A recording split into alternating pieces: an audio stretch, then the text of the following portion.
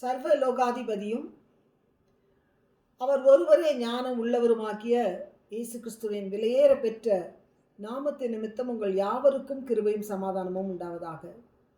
இந்த நாளிலே நாம் தியானிக்க இருப்பது பரமண்டலங்களிலே பரலோக ராஜ்யத்திலே பிதாவினுடைய சித்தம் நிறைவேற்றப்படுகிறது போல இந்த பூமியிலே நிறைவேற்றப்படுகிற அந்த ஆளுகையின் தன்மைகள், இவைகளிலே இந்த உடன்படிக்கை என்ற ஒரு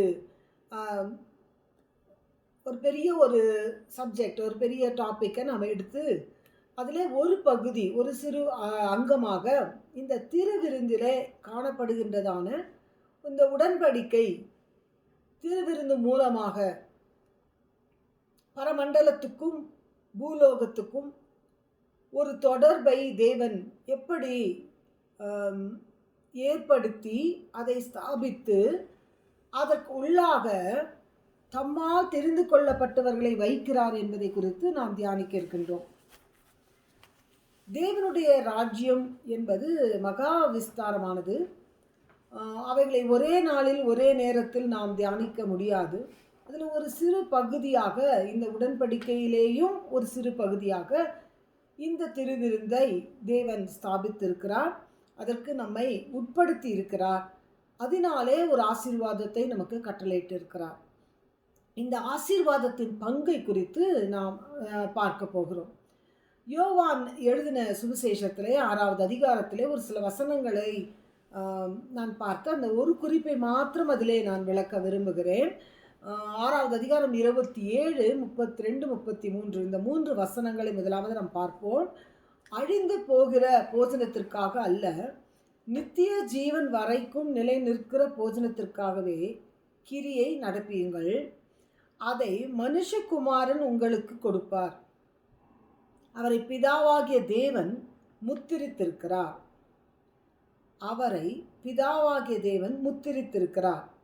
நாம் இந்த இடத்துல பார்க்க வேண்டியது பிதாவாகிய தேவனுடைய சித்தம் இயேசு கிறிஸ்துவிலே நிறைவேறத்தக்கதாக, இயேசு கிறிஸ்து மூலமாய் நம்மை அடையத்தக்கதாக பிதாவாகிய தேவன் ஒரு முத்திரையாய் இயேசு கிறிஸ்துவின் மேல் வைத்து, அதிலே இயேசு கிறிஸ்துவின் மேலே ஒரு காரியத்தை பூமியிலே தம்முடைய சிருஷ்டிகள் மத்தியிலே நிறைவேற்றுவதற்கு பிதாவாகிய தேவனே சில சிஸ்டம் ஃபாலோ பண்ணுகிறார். இதுதான் நாம் இன்றைக்கு புரிந்து கொள்ள. அவருடைய ஆளுகையில் அவருடைய அப்ரோச்சஸ், அவருடைய செங்கோலின் தன்மைகள், அவருடைய அன்பின் தன்மைகள், அவருடைய சித்தத்தை தம்முடைய சிருஷ்டிகள் மத்தியிலே பரப்புவதற்கு அவர் ஒரு ஸ்டெப் பை ஸ்டெப் ப்ராசஸ் வைக்கிறார். அவரே அதற்கு உட்படுகிறார். ஏனென்றால் அந்த ஒவ்வொரு குணாதிசயத்தையும் தம்முடைய வார்த்தையின் வல்லமையையும் ஏனோதானோ என்று அவர் பயன்படுத்துவதல்ல. இயேசு கிறிஸ்துவை முத்திரிக்கிறார். எதற்காக முத்திரிக்கிறார் என்று அந்த வசனம் சொல்லுகிறது. மனுஷகுமாரன் உங்களுக்கு கொடுப்பார். எதை மனுஷகுமாரன், இயேசு கிறிஸ்துவாகிய மனுஷகுமாரன் எதை நமக்கு கொடுக்கிறார் என்றால், அழிந்து போகிற போஜனத்திற்காக அல்ல, நித்திய ஜீவன் வரைக்கும் நிலை நிற்கிற போஜனம். அப்போ இந்த போஜனம் என்பது ஒரு நிலை நிற்கிற போஜனம். இது எதுவரையிலும் நிலை நிற்கிறது? நித்திய ஜீவனுக்காக, நித்திய ஜீவன் வரைக்கும். அப்போ நித்திய காலமாக முடிவில்லாத ஒரு ராஜ்யத்திற்கு ஒரு காரியம் நிறைவேற வேண்டுமே ஆனால் அந்த காரியத்தை என்றைக்கு நடத்துகிறார் என்று பாருங்கள். இந்த உலக தோற்றத்திற்கு முன்னே சில காரியங்களை நடப்பித்து, அதற்கு அப்புறமாக உலகம் தோன்றப்பட்ட பிறகு ஒவ்வொரு ப்ராசஸிங்காக நடந்து இன்றைக்கு கிருபை நாட்களிலே நமக்குள்ளே. அப்படி என்றால் இது ஒரு சாதாரணமாக எடுத்து இதை ஒரு ரிச்சுவலாக நாம் செய்வோமே என்றால் அது பரிதவிக்கக்கூடிய நிலைமைக்கு நாம் போய்விடுவோம். ஆகையினாலே தான் நாம் இந்த வசனங்களை நிதானிக்கின்றோம். பாருங்க, அடுத்தது 32வது வசனத்தில் இடைப்பட்ட கான்வர்சேஷன்லாம் உங்களுக்கு தெரியும். இந்த 32வது வசனத்திலே அவர் சொல்கிறார், இயேசு அவர்களை நோக்கி, வானத்திலிருந்து வந்த அப்பத்தை மோசே உங்களுக்கு கொடுக்கவில்லை, என் பிதாவே வானத்திலிருந்து வந்த மெய்யான அப்பத்தை உங்களுக்கு கொடுக்கிறார். அப்போ மோசே கொடுத்த அப்பமும் வானத்திலிருந்து தான் வந்தது. வானத்தில் இருக்கிற தூதர்களுடைய மன்னாவை உணவை தான் அவர் மனிதர்களுக்கு கொடுத்தார். ஏனென்றால் அந்த நேரத்திலே அவர்கள் ஒரு இயற்கைக்கு மாறாக வாழக்கூடியவர்களாக இருக்க வேண்டும் என்பதற்காக 40 வருடங்கள் வனாந்தரத்திலே அவர்கள் சாதாரண உணவை சமைத்து சாப்பிடுவார்கள் என்றால் அவர்களுடைய மனித தன்மைகளுக்குள்ளாக அவர்கள் வாழ வேண்டியது இருந்திருக்கும். அதற்கு அப்பாற்பட்டு அவர்கள் ஒரு பரலோக தன்மையிலே தான் அந்த 40 வருடங்கள் அவர்கள் வாழ்ந்தார்கள். ஏனென்றால் வனாந்திரத்திலே அவ்வளவு மக்கள், 10 லட்சம் மக்கள், கிட்டத்தட்ட 10 லட்சம் மக்களோ 12 லட்சம் மக்களோ தெரியாது, அப்படி அவ்வளோ பெரிய கூட்டம் ஒன்றாக பயணிக்க வேண்டும் என்றால் தேவன் அவர்களை உணவுகளின் மூலமாக கூட, போஜனத்தின் மூலமாக கூட அந்த இடத்துல ஒரு பெரிய அற்புதத்தை செய்தார் என்று பார்க்கிறோம். அப்படி என்றால் இந்த மோசே கொடுத்த வானத்திலிருந்து வந்த அப்பத்தை மோசே உங்களுக்கு கொடுக்கவில்லை, என் பிதாவோ வானத்திலிருந்து வந்த மெய்யான அப்பத்தை உங்களுக்கு கொடுக்கிறார் என்று மெய்யாகவே உங்களுக்கு சொல்லுகிறேன். அப்போது அவர் தன்னையே இன்ட்ரடியூஸ் பண்ணிக்கிறதுக்கு முன்பதாக அவர் என்ன சொல்லுகிறார்? வானத்திலிருந்து வந்ததான மெய்யான அப்பம். சாதாரண போஜனம் வந்தது வானத்திலிருந்து வந்தது தான், அதுவும் மோசே கொடுக்கல, அதுவும் பிதா தான் கொடுத்தாரு. ஆனால் இப்போ பிதா கொடுக்கிற அப்பம் மோசேக்கு கொடுத்தது போல அல்ல, இப்பொழுது உங்களுக்கு கொடுக்கின்றதான அப்பம் ஒரு மெய்யான அப்பம். அப்படி சொல்லிவிட்டு அவர் சொல்றாரு, வானத்திலிருந்து இறங்கி உலகத்துக்கு ஜீவனை கொடுக்கிற அப்பம். இந்த வானத்திலிருந்து வந்த அப்பம் எப்படிப்பட்டதான அப்பம்? ஜீவனை கொடுக்கக்கூடியதான அப்பம். இது தேவன் அருளிய அப்பம். அப்படின்னா இவங்கெல்லாம் சொல்கிறாங்க, அப்படின்னா இந்த அப்பம் எங்களுக்கு வேணும் அப்படின்னு சொல்கிறாங்க. அப்போ இயேசு கிறிஸ்து பேசுகிற ஒரு பெரும் காரியத்தை இவர்கள் சிறிது சிறிதாக வாங்கி கொள்ளுகிறார்கள். 35வது வசனத்திலே அவர்களை நோக்கி, ஜீவ அப்பம் நானே, என்னிடத்தில் வருகிறவன் ஒரு காலும் பசியடையான், என்னிடத்தில் விசுவாசமாக இருக்கிறவன் ஒரு காலும் தாகமடையான். 2 காரியத்தை இங்கே சொல்லுகிறார், பசி, தாகம். ஒரு மனிதனுக்கு தேவை, மிக மிக முக்கியமான அடிப்படை தேவை பசியும் தாகம். இந்த பசிக்கு தேவன் ஜீவ அப்பமாக இருக்கிறார், தாகத்துக்கு ஜீவ தண்ணீராக இருக்கிறார். ஆனால் நான் தாகம் உண்டாகாதபடிக்கு நான் கொடுப்பேன். அப்படி என்றால் இவர் இந்த இடத்துல அந்த வேர்டுன்னு சொல்லுவாங்க.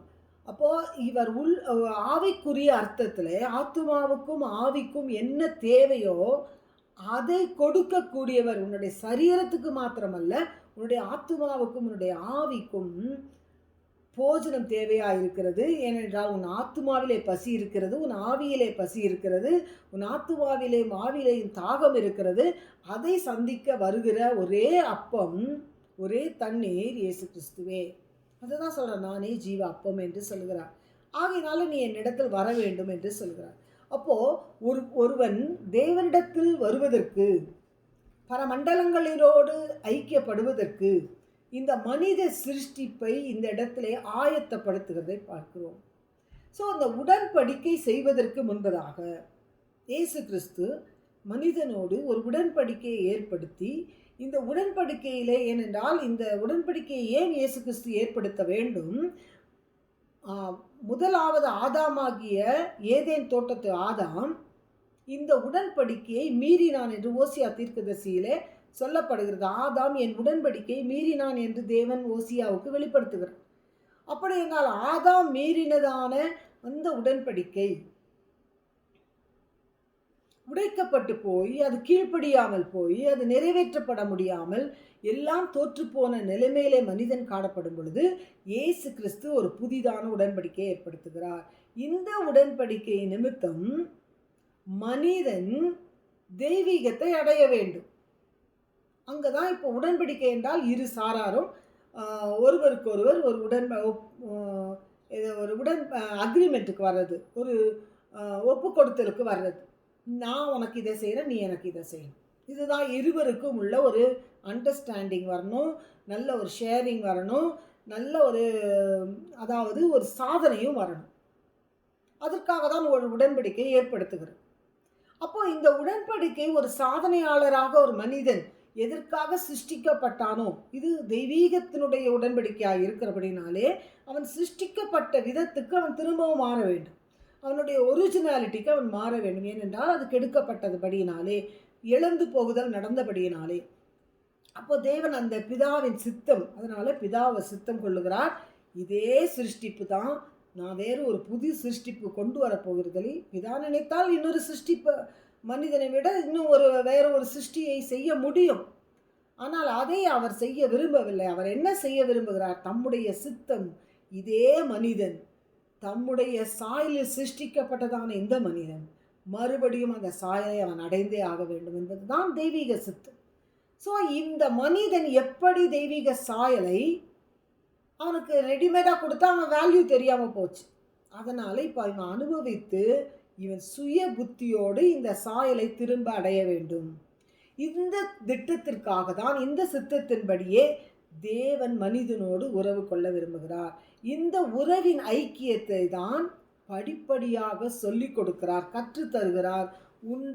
உண்டாக்கினவர் உருவாக்கி கொண்டு இருக்கிறார், உருவேற்படுத்தி கொண்டு இருக்கிறார். அதனால தான் அவருடைய நாமமாகிய மெக்காதீஸ் என்ற நாமம், ஓசேனு என்ற நாமத்தை வெளிப்படுத்தி கொண்டு இருக்கிறார்.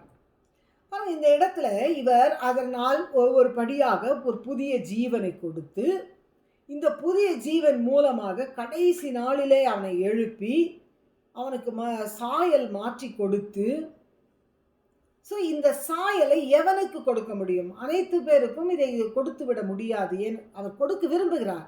ஆனால் அனைவரும் அந்த நிலையை அடைய வேண்டும் என்பது அவருடைய தீர்மானம். அவர் விரும்புகிறார் அனைவரும் அந்த நிலையை அடைய வேண்டும் என்பதுதான் அவருடைய விருப்பம். ஆனால் இந்த போராட்டத்திலே, இந்த ஓட்டத்திலே தீமையை எதிர்த்து ஜெயித்து வருகிறவன் தான் இதை பெற்றுக்கொள்ள முடியும் என்பதும் தேவன் தீர்மானிக்கின்றார்.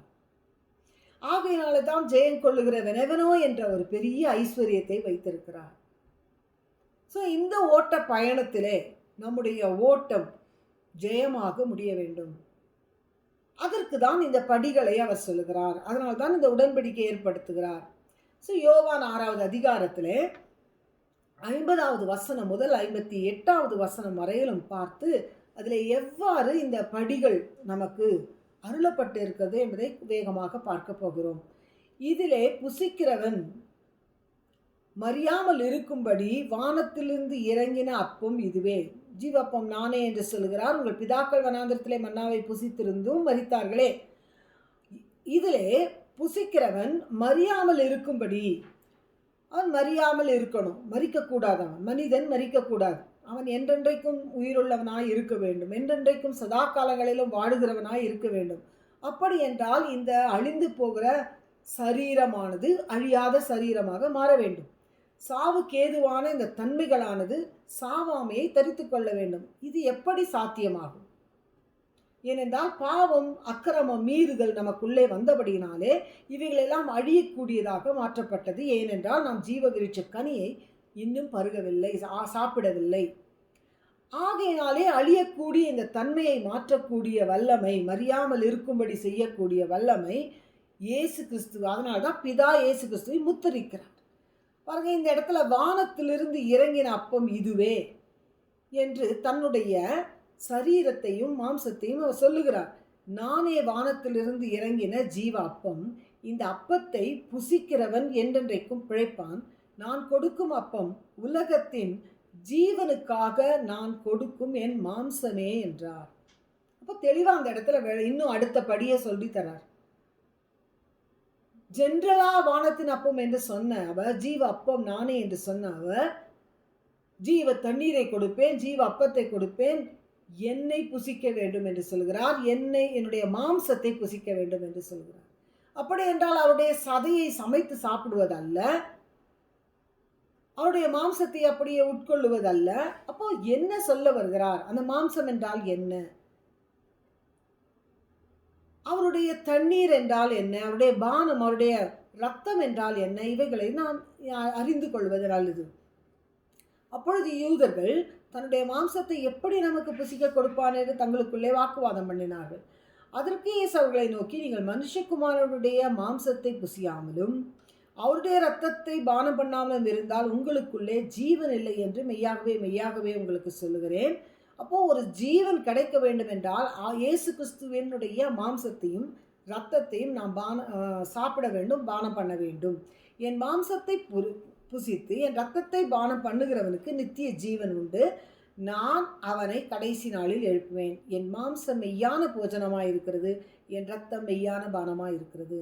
பாருங்க, இது மெய்யான அப்பம், வானத்திலிருந்து இறங்கின மெய்யான அப்பம், தேவன் தந்தொருளின மெய்யான அப்பம் என்று இன்ட்ரடியூஸ் பண்ணிட்டு இப்போ சொல்கிறாரு, இந்த அப்பமும் இந்த பானமும் நீங்கள் எடுக்கும் பொழுது உங்களுக்கு ஜீவன் உண்டாயிருக்கும்னு சொல்கிறாரு.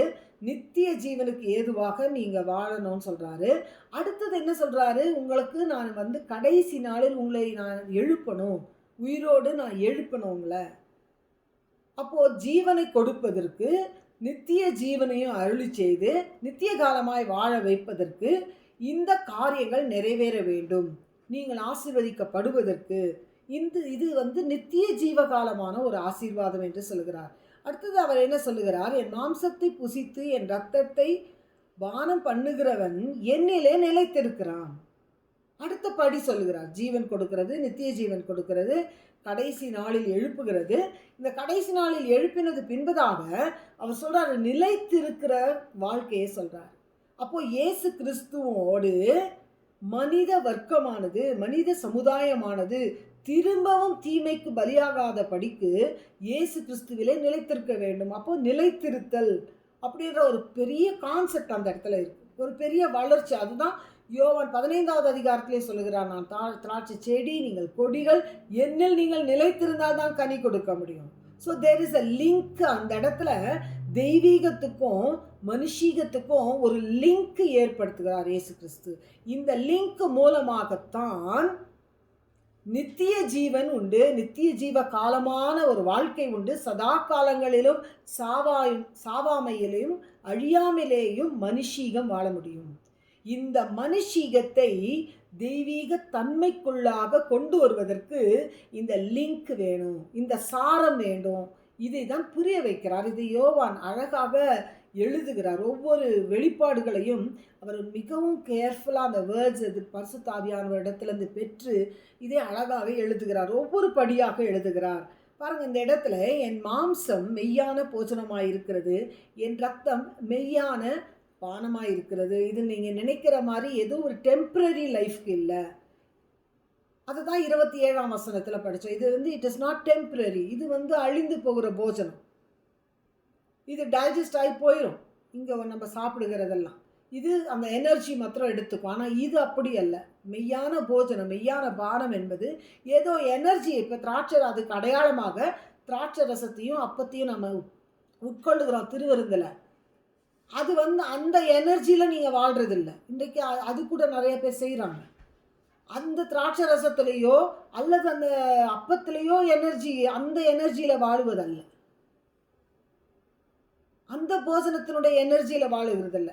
அந்த அடையாளத்தை நீங்கள் எப்படி சாப்பிடுகிறீர்கள் என்பதிலே தான் இந்த மெய்யான போஜனம் இருக்கிறது, மெய்யான பானம் இருக்கிறது. அந்த இடத்திலே தான் ஒரு வல்லமை பின்னாலே இருக்கிறதை பார்க்கிறோம்.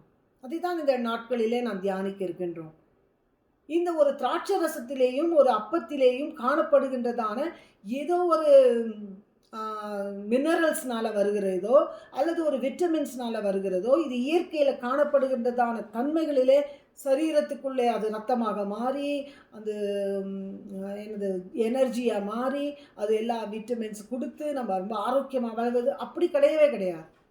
இது அதனாலே வருகின்றதான ஆரோக்கியம் கிடையாது. இது எந்த உணர்வுகளிலே நாம் அதை ஏற்றுக்கொள்கிறோம், எந்த தன்மைகளிலே ஏற்றுக்கொள்கிறோம், எந்த சுபாவங்களிலே அதை ஏற்றுக்கொள்கிறோம். நம்முடைய எண்ண அலைகள், நம்முடைய உணர்வின் அலைகள், இவைகளெல்லாம் அந்த இடத்திலே அக்கௌண்டபிள் ஆகிறது. அதுதான் அந்த இடத்துல நிதானிக்க சொல்லுகிறார். அதை தான் அந்த இடத்துல பார்க்க சொல்லுகிறார். பாருங்க, என் மாம்சத்தை புசித்து என் ரத்தத்தை பானம் பண்ணுகிறவன் என்னில் நிலைத்திருக்கிறான். இது அவுட்டராக நம்ம ஒரு ரிச்சுவல் போல் அதை எடுக்கிறோம். பட் அதுக்கு உள்ளாக நாம் எடுப்பதை குறித்து தான் இந்த இடத்துல நாம் தியானித்து கொண்டு இருக்கிறோம். பாருங்க, பண்ணுகிறவன் நிலைத்திருக்கிறான், நானும் அவனில் நிலைத்திருக்கிறேன். ஒரு கீழ்ப்படிதலிலே அடுத்த ரகசியம் தேவன் வெளிப்படுத்துகிறார். ஜீவனுள்ள பிதா என்னை அனுப்பினது போல நான் பிதாவினால் பிழைத்திருக்கிறது போலவும் என்னை புசிக்கிறவனும் என்னாலே பிழைப்பான். வானத்திலிருந்து இறங்கின அப்பம் இதுவே, இது உங்கள் பிதாக்கள் புசித்த மன்னாவை போல அல்ல. இவர்கள் லிட்ரலா மன்னாவை பரலோகத்திலிருந்து தூதர்கள் சாப்பிடுகிற மன்னாவை கலெக்ட் பண்ணி எடுத்து சாப்பிட்டார்கள், ருசித்தார்கள். நாள் முழுவதும் அதற்குரிய அதை என்ஜாய் பண்ணாங்க. ஆனால் அது போல அல்ல இது. இது வேற. இது ஏதோ சரீரத்துக்கோ சம்பந்தப்பட்ட ஒரு என்ன ஒரு ஒரு உணவு கிடையாது. சரீரத்தோடு சம்பந்தப்படுகிறது அல்ல இது. இதுக்கு மேலான ஒரு ரகசிய மேன்மையை தேவன் நமக்குள்ளே பரமண்டலங்களின் உடன்படிக்கையின் ரகசியத்தை இது நமக்குள்ளே விதைக்கிறார். இந்த அப்பத்தை புசிக்கிறவனோ என்றென்றைக்கும் பிழைப்பான். அதனால்தான் அவன் என்றைக்கும் அந்த சாவாமையை கொண்டு வருவதற்காகத்தான் தேவன் அந்த இடத்திலே ஒரு பெரிய காரியத்தை நமக்கு சொல்லிக் கொடுக்கிறார். இயேசு கிறிஸ்து அதை தான் நமக்கு படிப்படியாக சொல்லிக் கொடுத்து அதற்குரிய கீழ்ப்படிதலை நம்மிடத்தில் எதிர்பார்க்கிறார். இந்த கீழ்ப்படிதல் மூலமாகத்தான் நாம் அதுக்கு என்ட்ரி ஆகிறோம். இதற்கு கீழ்ப்படிவதற்கு நம்ம ஒப்பு கொடுக்கிறோம். ஆனால் நிறைய பேர் இந்த கம்யூனியன் எடுக்கும்போது இதை சரி, அவர் எப்படி இருந்தாலும் அதுக்குள்ளே பிரவேசித்துட்டு அவரை ஏற்றுக்கொள்கிறோம், அவருக்கு கீழ்ப்படிஞ்சிடணும்னு சொல்லி ஒரு பிளைண்டாக கீழ்ப்படுகிறதற்கு எடுத்துடுறாங்க. ஆனால் அதுக்கு பின்பதாக இருக்கின்ற அந்த உடன்படிக்கையினுடைய ரகசியத்தையோ அதனுடைய ஆழத்தையோ அதனுடைய வேல்யூ, அது எவ்வளவு விலையேற பெற்றது என்பதை உணர்வு பூர்வமாக அனுபவிக்காமல் ஏதோ ஒரு பக்தியை காட்டுவேன் என்று எடுப்பது அது தவறாகும். அது வீணான காரியமாக மாறிவிடும். ஏதோ ஒரு சடங்காச்சாரமாக எடுப்பது போல ஆகிவிடும். அடுத்தது இன்னொரு சாரார் மிகவும் பரிசுத்தவான்கள் என்ன செய்கிறார்கள்? நான் ஏதோ தவறு பண்ணிவிட்டேன், இனி இதில் பிரவேசிப்பதற்கு நான் தகுதி அல்ல என்று தங்களை விலக்கி கொண்டு என்றைக்கு அவர்களுக்கு மனக்கசப்பெல்லாம் இருக்குதோ அன்றைக்கு என்ன பண்ணுகிறார்கள்? அதை புறக்கணித்து விட்டு செல்கிறார்கள். அருமையானவர்களே, இயேசு கிறிஸ்து உங்களை புறக்கணித்துட்டு நீங்கள் வெளியே போவதற்காக இவ்வளவு கட்டளைகளை கொடுக்கல. அந்த இடத்துல நீங்கள் மனம் திரும்ப வேண்டும் என்றுதான் அவர் அந்த இடத்துல பேசுகிறார். அப்படி என்றால் நீங்கள் சபைக்குள்ளே பிரவேசித்து அந்த கம்யூனியனுக்குள்ளே வரும் பொழுது அந்த இடத்திலே தானே நீங்கள் மனம் திரும்ப வேண்டும் என்பது தேவனுடைய இரக்கமாயிருக்கிறது, தேவனுடைய கிருபையாயிருக்கிறது, அவருடைய சுத்தமாயிருக்கிறது. அந்த இடத்துல அவர் மன்னிக்க கூடாதவர் அல்ல, உங்களுக்காக ஏற்கனவே மன்னித்து விட்டார். எப்படிப்பட்ட பாவமாயிருந்தாலும் அது இரத்தத்தை போல சிவேர் என்று இருந்தாலும் அது பஞ்சை போல வெண்மையாகும் என்று சொல்லப்பட்ட வார்த்தையின்படியே அதை அவர் மன்னிக்கின்றார். அவரை விட நீங்கள் பரிசுத்தவான்களாக மன்னிப்பு கேட்க மாட்டேன் என்கிறீர்கள். அவர் மன்னித்து விட்டதை நீங்கள் புறக்கணிக்கிறீர்கள். ஆகையினால அந்த இடத்துல உங்களுக்கு கசப்போ வெறுப்போ வேதனையோ வைராக்கியமோ கோபமோ இருக்குமே என்றால் அந்த திருவிருந்து டேபிளில் நீங்கள் மன்னிப்பு கேட்பது, உங்களை தாழ்த்துவது, அது எப்படிப்பட்டதா இருந்தாலும் உங்களை மன்னிக்கிறேன் என்று தேவன், மன்னித்து விட்டேன் என்று சொல்லுகிற தேவனை நீங்கள் புறக்கணியாமல் அந்த இடத்திலே தானே நாம் மன்னிப்பை பெற்றுக்கொள்ள வேண்டும், மனம் திரும்ப வேண்டும். பாருங்கள், இந்த இடத்துல அவர் சொல்லுகிறார், அந்த இடத்துல மிக முக்கியமானது என்னென்றால் இந்த வார்த்தையாகி இருந்த இயேசு வானத்திலே பரமண்டலங்களிலே அவருடைய நாமம் தேவனுடைய வார்த்தை. அந்த தேவனுடைய வார்த்தை தான் மாம்சமாகி கிருபையாகி சத்தியமாகுகிறது. அந்த மாம்சமாகி கிருபையாகி சத்தியமான தேவனுக்கு இயேசு என்று பெயரிட்டார்கள். அவர் ஊழியத்திலே வரும் பொழுது அபிஷேகிக்க பண்ணப்பட்டவராய் கிறிஸ்து என்ற பெயரோடு நாமத்தோடு கூட அவர் வெளிப்பட்டார்.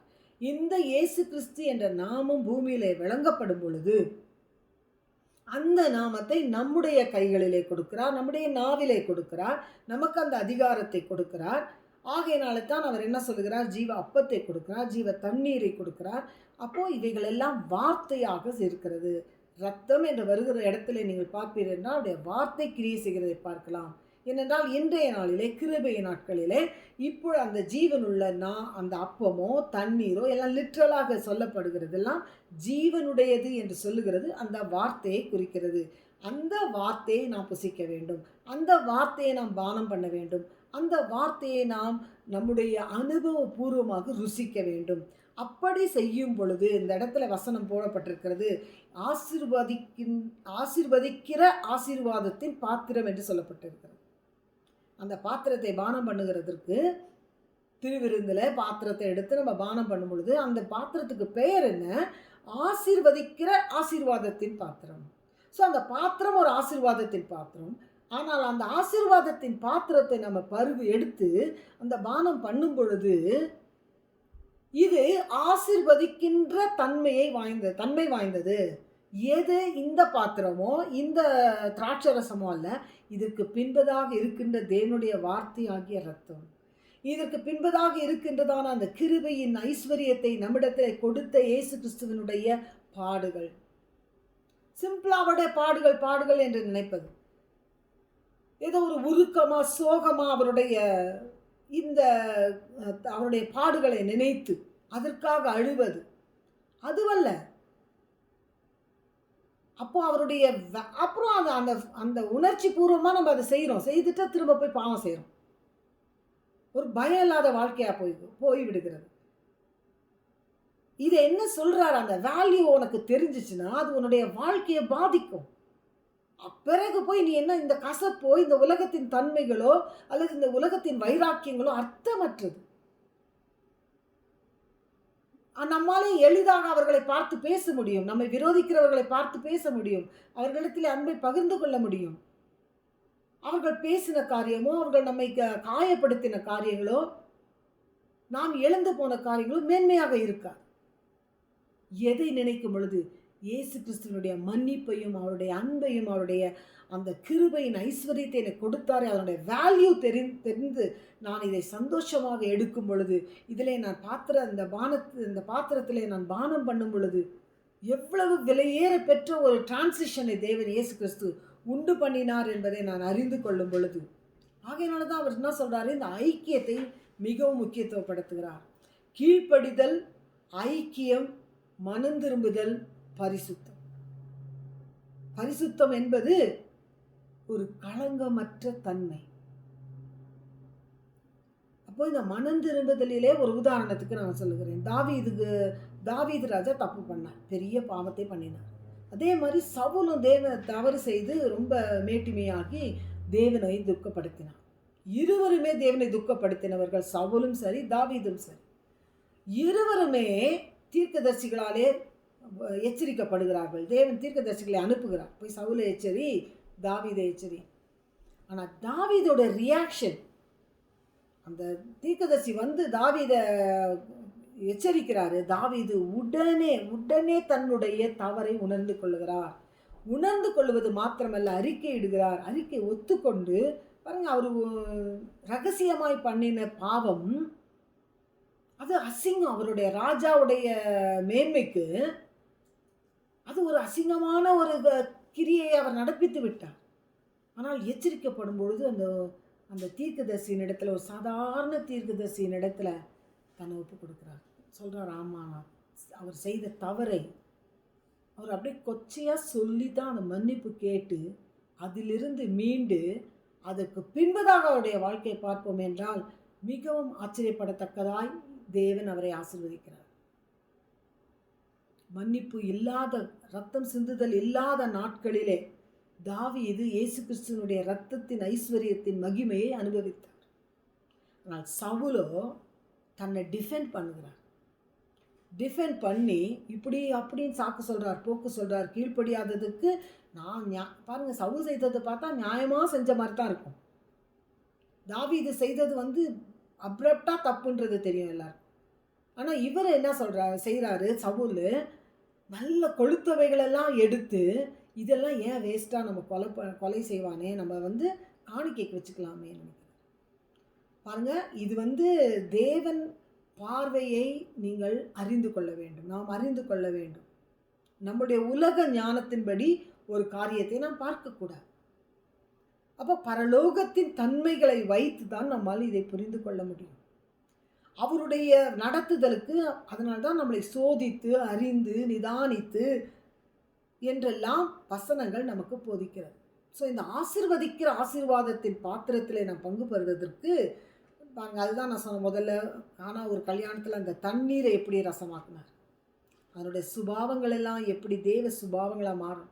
அடுத்தது பார்த்தீங்கன்னா 5 அப்போ 2 மீனை மல்டிப்ளை ஆகும் பொழுது அது எப்படி பிற்கப்படுகின்ற தன்மைக்குள்ளாக அந்த சரீரத்தின் மாம்சத்தை ஜெயிக்கக்கூடிய மனப்பான்.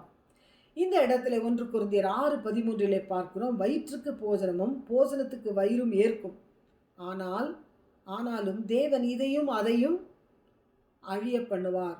வயிற்றுக்கு போஜனமும் போஜனத்துக்கு வயிறும் ரெண்டுமே அழிஞ்சிரும். ஆனால் சரீரமோ வேசித்தனத்திற்கு அல்ல, கர்த்தருக்கே உரியது. கர்த்தரும் சரீரத்திற்கே உரியவர். அப்போ நீங்கள் உங்களுடையவர்கள் அல்லவென்று நீங்கள் அறிந்து கொள்கிறீர்கள். அப்போ இந்த சரீரத்துக்கும் இந்த சரீரமும் மிகவும் முக்கியம். அநேகர் இந்த சரீரத்தை குறித்து கவலையினமாக வாழ்கிறார்கள். ஆத்துமாவும் எவ்வளவு முக்கியமோ, ஆவி எவ்வளவு முக்கியமோ, இந்த சரீரமும் அவ்வளவு முக்கியம் என்று தான் வேத வசனம் சொல்லுகிறது. எபேசியர் 5:30 வசனத்தில் சொல்லப்படுகிறது, நாம் அவருடைய சரீரத்தின் அவயவங்களாயும் அவருடைய மாம்சத்திற்கும் அவருடைய எலும்புகளுக்கும் உரியவர்களாய் இருக்கிறோம். அப்போ நம்முடைய ஸ்டேட்டஸை எங்கே வைக்கிறார்? இயேசுவோடு நிலைத்திருத்தல். இப்பொழுது மாத்திரம் இல்லை, என்றென்றைக்கும் நிலைத்திருக்கிறத பற்றி தான் இப்போ யோவானிலே படித்தோம். இயேசு கிறிஸ்து அதை சொல்லுகிறார். அப்போ சொல்கிறாரு, நாம் இயேசு கிறிஸ்துவனுடைய சரீரத்தினுடைய அவயவங்களாய் இருக்கிறோம். இப்போ சரீரத்தினுடைய உறுப்புகள் எல்லாம் நாம் தான். இந்த அதரிசனமான சபையாகிய நீங்களும் நானும் அவருடைய மாம்சத்திற்கு உரியவர்களாக இருக்கிறோம். ஸோ அவருடைய மாம்சம் நம்முடைய மாம்சம் ஒன்றாக இருக்கிறது. அப்போ இதை என்ன சொல்லுகிறார்? அடுத்தது அவருடைய எலும்புகளுக்கு உரியவர்களாக இருக்கிறோம். அப்போ இந்த இடத்துல சொல்லுகின்ற ஒரு பெரிய ஒரு ரகசியம், அவயவங்கள், மாம்சம், அடுத்தது எலும்பு. அவருடைய ஆத்துமாவோடும் ஆவியோடும் சரீரத்தோடும் நாம் இணைக்கப்படுகிறோம், ஒன்றாக மாற்றப்படுகிறோம். ஆகையினால்தான் யோவானிலே அவர் கடைசியாக ஜெபிக்கும் பொழுது, பிதாவே நீங்கள் எனக்கு தந்தவர்களுக்காக நான் இடத்துல வேண்டிக் கொள்ளுகிறேன். நீங்கள் தந்தவர்கள் நீங்களும் நானும் ஒன்றாக இருக்கிறது போல அவர்களும் நானும் ஒன்றாக இருக்கணும். இதுதான் அவருடைய ஜெபம். அப்போ பிதாவினுடைய சித்தம் அதுதான். அந்த பிதாவினுடைய சித்தத்தை பூமியில நிறைவேற்றுவதற்கு தான் இயேசு கிறிஸ்து இவ்வளவு ப்ராசஸ் பண்ணுகிறார், இவ்வளவு கான்செப்டை கொடுத்து அதை தான் கீழ்ப்படிய வைக்கிறார். ஏதோ கடினமான காரியம் அவர் சொல்லவில்லை, மிகவும் எளிதாக்கி இந்த நினைவு கூறுதலுக்குள்ளே நம்மை பிரவேசிக்க வைக்கிறார். நம்முடைய எண்ணங்களிலேயும் வார்த்தைகளிலேயும் கிரியைகளிலேயும் நம்முடைய தலை முதல் உள்ளங்கால் வரை நம்முடைய சொல், செயல், நடை, உடை, பாவனை இவைகள் அத்தனையும் தேவனோடு இசைந்துதான் இருக்க வேண்டும். அது எபேசியர் 1:23 சொல்லப்படுகிறது, எல்லாவற்றையும் எல்லாவற்றாலும் நிரப்புகிறவருடைய நிறைவாக்கிய சரீரமான சபைக்கு. அவரை எல்லாவற்றுக்கும் மேலாக உயர்த்துகின்றார். இயேசு கிறிஸ்து எல்லாவற்றுக்கும் மேலாக உயர்ந்தவர். ஆனால் அவருடைய நிறைவாகிய சரீரமாக நாம் காணப்படுகிறோம். அதுதான் திரும்ப எபேசியர் 5:32 பவுல் எழுதும்போது சொல்லுகிறார், இந்த ரகசியம் பெரியது. அதனால தான் ஒரு மனிதனை சொல்கிறாங்க, உன்னுடைய பெற்றோர்களை விட்டு நீ யாரோட இசைந்திருக்கணும்? மனைவியோட இசைந்திருக்கணும். அந்த கணவன் மனைவி என்ற உறவை அவர் அவ்வளவு மேன்மைப்படுத்துகிறார். அந்த உடன்படிக்கையின் அந்த தத்துவம் என்பது அந்த உறவின் அடிப்படை, உறவின் ஐக்கியத்தின் அடிப்படை. இது ஒரு மேன்மையான உறவு என்றும் சொல்லுகிறார். இது லாஜிக்கலாக உலகத்தின் பிரகாரம் பார்த்தால் பல எக்ஸாம்பிள்ஸ் நம்மளுடைய நிறைய பேர் சொல்கிறாங்க, ஐயோ பெத்த தாய் தகப்பனை இவங்கெல்லாம் எவ்வளோ நமக்கு செய்தாங்க, நம்மளை எவ்வளோ வளர்த்தாங்க, ஆனால் அவங்களெல்லாம் புறக்கணிச்சிட்டு நம்ம இப்படி ஓடிடுறோம். அதுவல்ல, நிச்சயமாக அவர்களை கனப்படுத்த வேண்டியது நம்முடைய கடமைக்காக செய்கிறோம், கனப்படுத்த வேண்டியதற்காக செய்கின்றோம். பெற்றோர்களை கனப்படுத்துங்கள், அவர்களை ஆசீர்வதியுங்கள், அவர்களுக்கு உதவி செய்யுங்கள், அவர்களை பராமரியுங்கள். ஆனால் உங்கள் இருதயமானது யாரோடு இசைந்து இருக்க வேண்டும். அதுதான் அங்கே பாயிண்ட். உங்களுடைய எண்ணங்கள், உங்களுடைய வார்த்தைகள், உங்களுடைய கிரியைகளின் உங்களுடைய தன்மைகள் முழுவதும் இயேசு கிறிஸ்துவோடு இசைந்திருக்க வேண்டும், அவரோடு நிலைத்திருக்க வேண்டும், அவரோடு இணைய வேண்டும். ஏனென்றால் ஒரிஜினலாக அவர் மெய்யான போஜனமாயிருக்கிறார், அவர் மெய்யான பானமாயிருக்கிறார். அந்த மெய்யான ஜீவ அப்பத்தை, வானத்திலிருந்து இறங்கின மெய்யான ஜீவ அப்பத்தோடு நாம் உறவு கொள்வது மிகவும் ஐஸ்வர்யம். ஏனென்றால் அதுதான் நித்தியம், அதுதான் மெய்யான வாழ்க்கை, அதுதான் நித்தியத்துக்கு உங்களையும் என்னையும் கொண்டு போகும். இந்த 100 வருட உறவுகள், 100 வருட வாழ்க்கைகள் எல்லாம் முடிந்து போகும். இந்த நித்திய ராஜ்யத்தின் மேன்மைகளுக்காக, நித்திய காலமாக வாழ்வதற்காக இந்த காரியங்கள், இந்த வசனங்கள், இந்த வார்த்தைகள் நமக்குள்ளே ஆம் என்றும் ஆமேன் என்றும் நிறைவேறுவதாக, இதைதான் இந்த தெய்வீக சாயல், தேவ சாயல், முதலிலே ஆதாம் சிருஷ்டிக்கப்பட்ட பொழுது தமது சாயலாக தமது ரூபத்தின்படி சிருஷ்டித்தாரே, அந்த சாயலுக்குள் நாம் பிரவேசிப்போம். இந்த சாயலை அடைவதற்கு தான் இத்தனை உணர்வுகளோடு இந்த பாத்திரத்திலேயே பானம் பண்ணுகிறோம். இந்த அப்பத்திலே நாம் ஐக்கியப்படுகிறோம், சகோதரருக்குள்ளே ஐக்கியப்படுகிறோம். இப்படிப்பட்ட ரகசியங்களை நாம் தொடர்ந்து தியானிக்க இருக்கின்றோம். கர்த்தர் உங்கள் ஒவ்வொருவரையும், உங்கள் வாழ்க்கையின் ஒவ்வொரு அமைப்புகளையும் அறிந்தவராய் இருக்கின்றபடியினாலே அவருக்குள் நீங்கள் நிலைத்திருக்கும்படிக்கும், உங்கள் நிலைத்திருத்தல் உங்களுக்கு கனிகளை பிறப்பிக்கும்படிக்கும் உங்களை வாழ்த்தி உங்களை ஆசீர்வதித்து விடைபெறுகிறேன். இயேசு கிறிஸ்துவின் நாமத்தில் வாழ்க என்று வாழ்த்துகிறேன். ஆமென். Praise the Lord. ஜெபிக்கலாமா? கண்களை மூடி ஆண்டவரை நோக்கி நாம் பார்க்கிறோம். எங்கள் ஆபிரகாமின் தேவனே, ஈசாக்கின் தேவனே, யாக்கோபின் தேவனே, உம்முடைய நாமத்தை நாங்கள் உயர்த்துகிறோம், உம்மை போற்றுகிறோம், உம்மை துதிக்கிறோம், உம்மை நாங்கள் தொழுது கொள்ளுகின்றோம். இந்த அருமையான காலை வேளையிலே தகப்பனே, உம்முடைய பிரசன்னத்தை உணரும்படிக்காக நீர் எங்களோடு கூட பேசுகின்றதான, எங்களை உணர்த்துகின்றதான ஒவ்வொரு வார்த்தைக்காகவும் எங்களை சிறந்தாழ்த்தி உம்முடைய சமூகத்திலே அர்ப்பணிக்கின்றோம். ஆண்டவரே, ஒவ்வொரு நாளையும் கிருபையாக நீர் எங்களுக்கு தந்து எங்களை வழிநடத்தி கொண்டு வருகிறேன். இந்த மாதத்தினுடைய முடிவில் நாங்கள் வந்திருக்கின்றோம். இன்னும் ஒரு மாதத்தில் இந்த வருடத்தை நாங்கள் முடித்து புதிய வருடத்திற்குள்ளாக பிரவேசிக்கும்படிக்காக நாங்கள் கடந்து போக செல்ல போகின்றோம். ஜீவனுள்ள தகப்பனுடைய அபரிவிதமான இந்த வார்த்தைகள் எங்களோடு கூட இடைப்படும்படிக்காக இப்பொழுது எங்களை அர்ப்பணிக்கின்றோம். எல்லா சூழ்நிலைகளிலேயும் தெய்வம் எங்களை காப்பாற்றி அதன் காலத்தில் அந்தந்த காலத்திற்குரியதான சகல ஆசீர்வாதத்தையும் எங்களுக்கு கொடுத்து மனதை திடப்படுத்தி ஆவியிலே உற்சாகமுடையவர்களாக காணப்படத்தக்கதாய் எங்களுடைய சரீரத்தை பலப்படுத்தினதற்காக நாங்கள் நன்றி செலுத்துகிறோம். சுகபீனமான இருந்ததான பிள்ளைகளை நீர் சுகப்படுத்தினீரே, அதற்காக ஸ்தோத்திரம். உம்மை நோக்கி வேண்டிக் கொண்ட பொழுது ஆண்டவரே, அவர்களுக்கு நீர் கிருபையாக இறங்கி பாவங்களையும் அக்கிரமங்களையும் மீறுதல்களையும் மன்னித்து குற்றமற்றவர்களாக எழும்பி நிற்கத்தக்கதாக நீர் கிருபை பாராட்டினீர். பரிசுத்த ஆவியானுடைய சமூகம், அவருடைய வல்லமை, அவருடைய பாதுகாப்பு எங்கள் அனைவரையும் மூடி மறைத்து கொண்டதற்காய் நன்றி செலுத்துகிறோம். சிருஷ்டித்த வண்ணமாய் சபை மக்களை நீர் ஆசீர்வதித்ததற்காகவும் நன்றி செலுத்துகிறோம். தேவைகளை அனைத்தையும் நீர் சந்தித்து ஆண்டவரே, உற்சாகமுள்ள ஆவியினாலே நீர் நடத்தி கொண்டு வருகிற தயவுக்காக நன்றியோடுமை துதிக்கிறோம், ஸ்தோத்திரிக்கிறோம். மீட்பர் இயேசு கிறிஸ்துவின் நாமத்தினாலே ஆவியானவருடைய துணையோடு கூட இந்த ஜெபத்தை ஏறெடுக்கிறோம். எங்கள் ஜீவன் தந்த நல்ல பிதாவே, ஆமென், ஆமென். நான் சொல்லுகின்றதான அறிக்கையை என் பின்பாக சொல்வீர்களா? வார்த்தையாக்கிய தெய்வம் வார்த்தையாக்கிய அக்கினியை கொண்டு எனக்குள்ளாக புதிய ஜீவனை தந்து புதிய மனிதனாக மாற்றி இந்த புதிய மனுஷனை, ஆவிக்குரிய மனுஷனை உள்ளான மனுஷனை சிருஷ்டிக்க, உருவாக்க, உண்டாக்க என்னை ஒப்புக் கொடுக்கிறேன். வார்த்தையாகிய அக்கினி என்னுடைய ஆத்துமாவின் எண்ணங்களையும் ஆவியின் வார்த்தைகளையும் சரீரத்தின் கிரியைகளையும் வழிநடத்தவும், காக்கவும், பாதுகாக்கவும் ஒப்புக் கொடுக்கின்றேன்.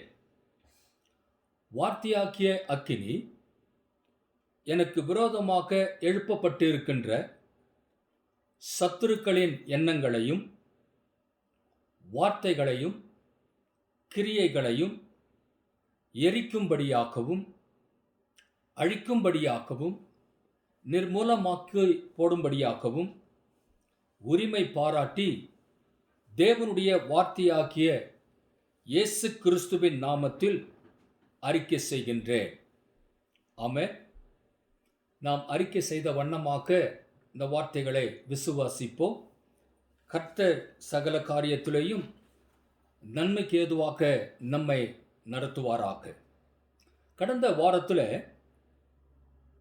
இயேசுவின் வசனத்தை பெற்றுக்கொள்ளும் பொழுது பிதாவின் சித்தத்தை செய்கிறவர்களாக மாறுகிறோம் என்று சொல்லி அந்த முதல் பகுதியை நாம் கவனித்தோம். இயேசுவின் வசனத்தை பெற்றுக்கொள்ளும்போது பிதாவின் சித்தத்தை செய்கிறவர்களாக மாறுகிறோம்.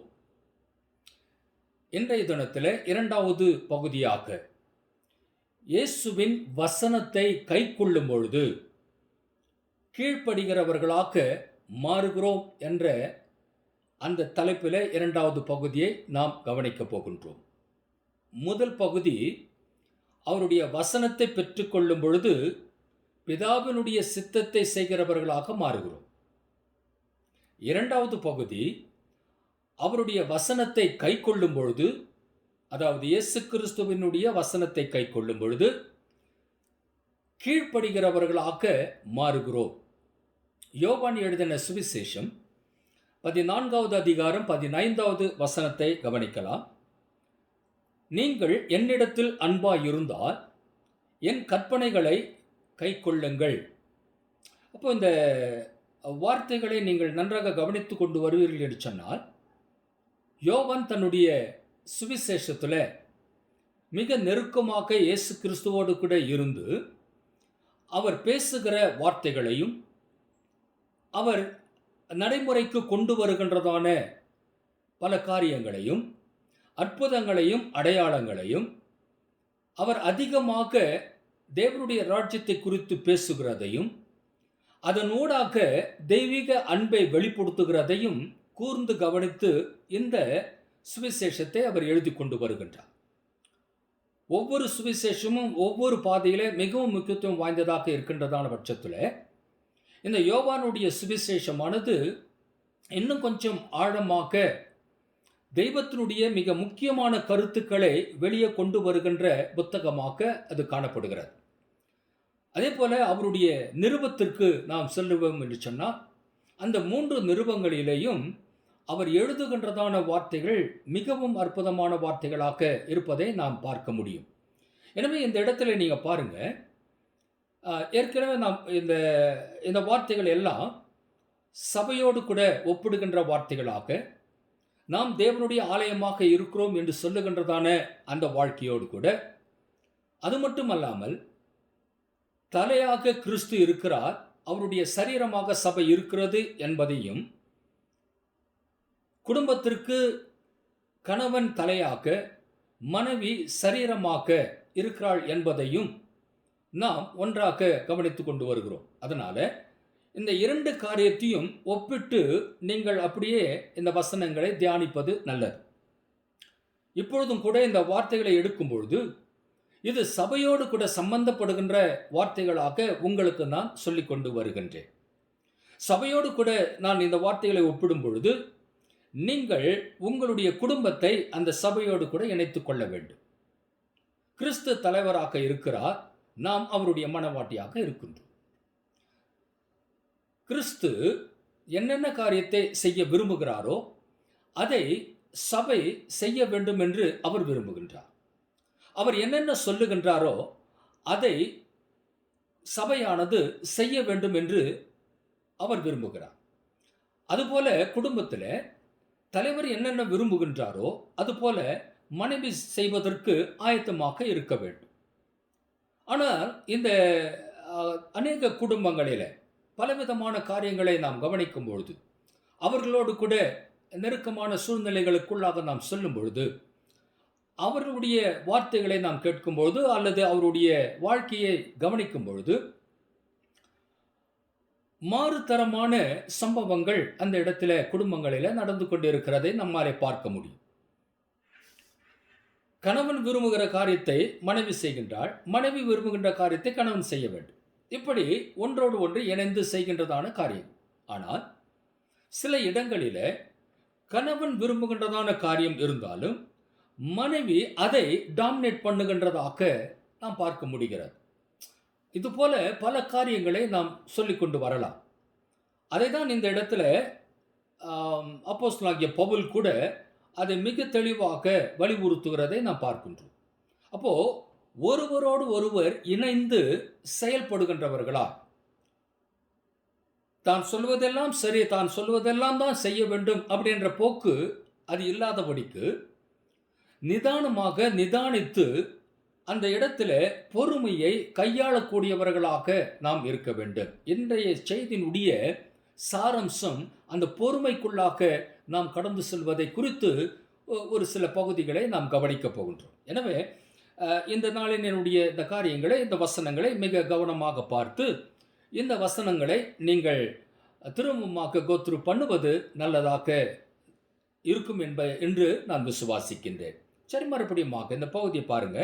நீங்கள் என்னிடத்தில் அன்பாயிருந்தால், அதான் அவர் ஆண்டவராக இயேசு கிறிஸ்து மிக அழகாக சொல்லுகின்றார். நீங்கள் என்னிடத்தில் அன்பாய் இருப்பது போல நடிக்கிறீர்களா, அல்லது அன்பு செலுத்தாமலேயே இருக்கிறீர்களா? உங்களை நான் தெரிந்து கொண்டேனே, உங்களை நான் என்னுடைய மனவாட்டியாக மாற்றிக்கொண்டேனே, என்னுடைய இரத்தத்தினாலே உங்களை நான் சுத்திகரித்து கொண்டேனே, சத்துருனுடைய கரங்களில் இருந்து உங்களை நான் பிடுங்கி என்னுடைய மனைவியாக, என்னுடைய மனவாட்டியாக நான் மாற்றிக்கொண்டேனே. அப்படி இருக்கின்றதான பட்சத்தில் நீங்கள் என்னிடத்தில் அன்பாயிருந்தால், அந்த வார்த்தையை அந்த இடத்துல சொல்றார். என் கற்பனைகளை கை கொள்ளுங்கள். அப்போ அவர் என்னென்ன காரியங்களை நமக்காக நாம் நன்றாக வாழ வேண்டும் என்று வைத்திருக்கிறாரோ, நாம் அப்படியெல்லாம் செய்தால் இந்த உலகத்தில் ஒரு நல்ல வாழ்க்கை வாழ முடியும். நம்முடைய குடும்பமானது செழிப்பாக இருக்கும். நம்முடைய குடும்பத்திலே பலவிதமான நெருக்கங்கள் வருகின்றதான பட்சத்திலும் கூட தெய்வம் நம்மை காப்பாற்றுகின்றவராக இருப்பார் என்ற அந்த உணர்வோடு கூட நாம் இருக்க வேண்டும் என்ற அந்த வார்த்தையை அவர் சொல்லுகின்றார். என் கற்பனைகளை கை கொள்ளுங்கள். அப்போ அந்த கற்பனைகளை நாம் கை கொள்ளும் பொழுது தேவனிடத்தில் நாம் அன்பு செலுத்துகின்றவர்களாக இருக்கின்றோம். அதை 1 யோவான் 5வது அதிகாரம் 3வது வசனத்தில் அவர் அப்படியே அந்த நிருபத்தில் எழுதுகிறார். நாம் தேவனுடைய கற்பனைகளை கை கொள்ளுவதே அவரிடத்தில் அன்பு கூறுவதாம். சுவிசேஷத்தில் என்ன சொல்றாரு? நீங்கள் என்னிடத்தில் அன்பா இருந்தால் என் கற்பனைகளை கை கொள்ளுங்கள் என்று அவர் சொல்றார். நிருபத்திற்கு வரும்பொழுது அதே வார்த்தைகள் பாருங்க எப்படி வருது. நாம் தேவனுடைய கற்பனைகளை கை கொள்ளுவதே அவரிடத்தில் அன்பு கூறுவதாம். அவருடைய கற்பனைகள் பாரமானவைகள் அல்ல அப்படின்னு சொல்றார். அப்போ அவருடைய கற்பனைகள் பாரமானவைகள் அல்ல, பாரமானவைகளும் அல்ல அப்படின்னு சொல்லும் பொழுது அதை நாம் பெரிதாக என்ன பண்றோம்? இது என்னால் செய்ய முடியாது, இப்படித்தான் நான் போவேன், இதற்கு என்னால் ஈடு கொடுக்க முடியாது அப்படின்லாம் பலதரப்பட்ட எண்ணங்களுக்குள்ளாக நாம் சிறைப்படுகிறதை பார்க்க முடிகிறது. அந்த சபையானது அப்படிதான் தெய்வம் நமக்கு கற்றுக் கொடுக்கின்றதான வார்த்தைகளுக்குள்ளாக போக முடியாதபடிக்கு, தெய்வத்தினுடைய கட்டளைகளுக்குள்ள போக முடியாதபடிக்கு நாமே ஒரு எல்லைக்கோட்டை அந்த இடத்துல வைக்கின்றோம். என்னால் இவ்வளவுதான் செய்ய முடியும், இதுக்கு மேலே என்னால் முடியாது. அவர் அப்படித்தான் சொல்லிட்டு இருப்பார். அவருடைய கட்டளை அப்படித்தான் இருக்கும். இவெல்லாம் என்னால் செய்ய முடியாது. ஆனால் நன்றாக கவனிங்க, அந்த 613 கட்டளைகளையும் முழுமையாக செய்வது என்பது எந்த மனிதனாலும் இயலாதது ஒன்றுதான். ஆனால் மனிதனாக வந்த என் ஆண்டவராகிய இயேசு கிறிஸ்து அந்த 613 பிரமாணங்களையும் அவர் நிறைவேற்றினார். அதை வழிகாட்டினார், அது சொல்லிக் கொடுத்தார். உங்களாலேயும் முடியும் என்று அவர் சொல்லிக் கொடுக்கிறதை நாம் பார்க்க முடிகிறது. அப்போ நாம் என்ன பண்ணணும் அப்படின்னா, அட்லஸ்டா அந்த 613ஐயும் நான் நிறைவேற்றுகின்றவர்களாக மாறாதபடிக்கு ஒவ்வொரு படியாக நாம் நம்முடைய வாழ்க்கையை அதற்குள்ளாக செயல்படுத்த வேண்டியவர்களாக இருக்கின்றோம். அதை தான் அவர் விரும்புகிறார். நம்மளால முடியாத காரியத்தை நம் மீது அவர் திணிக்கின்ற தேவன் அல்ல. நம்மால முடியும் என்பதை தான் அவர் நமக்கு சொல்லிக் கொடுக்கின்றார். உன்னாலே முடியும். பல இடங்களில் அந்த வசனங்களை, அந்த வார்த்தைகளை நம்மால கவனிக்க முடியும். நீ உன்னாலே முடியாது என்று சொல்லிக் கொண்டிருக்கிறாய், ஆனால் நான் சொல்லுகிறேன் உன்னாலே முடியும் என்று சொல்லி. அப்போ உன்னாலே முடியும் என்ற காரியத்தை தான் உன்னிடத்திலே தெய்வம் செய்ய சொல்லுகின்றார். அப்படி செய்வதற்கு நம்மை ஆயத்தமாக்க வேண்டும். நம்முடைய இருதயத்தை தேவனுடைய பக்கமாக திருப்ப வேண்டும். அவருடைய கட்டளைகளிடத்திலே அன்பு செலுத்த வேண்டும். இதுதான் அந்த நியமனங்களாக மிக முக்கியமான ஒரு காரியங்களாக இருக்கிறது. 413 அப்படின்னு எடுத்தீங்கன்னா பாருங்க, அது 9 முடியும். அந்த நம்பரிங் சிஸ்டத்துக்கு நீங்க போனீங்கன்னா, தெய்வீக அந்த நம்பரிங் சிஸ்டத்தில் நீங்க போனீங்கன்னா, அந்த 9 கடைசியாக முடிகிறதாக இருக்கும். அதை அப்படியே சுருக்கி அந்த கட்டளைகள் அதற்குள்ளாக ஒரு 10 கட்டளைகளை வைத்தார். அந்த 9ஐயும் ஒன்றாக அந்த 10 அப்படின்னு சொல்லும்போது ஒன்றாக மாறுகிறது. அந்த ஒன்றை நீங்கள் குறிப்பாக கவனிப்பீர்கள் சொன்னால், புதிய ஏற்பாட்டினுடைய மிக முக்கியமான ஒரு கட்டளை அந்த அன்பு செலுத்துவது. அந்த ஒன்றிலே நிற்கும்.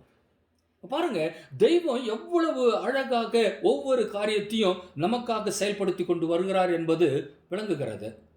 இந்த மீகா 6வது அதிகாரம் 8வது வசனத்தில் பாருங்க, மனுஷனே நன்மை என்னதென்று அவர் உனக்கு அறிவித்திருக்கிறார்.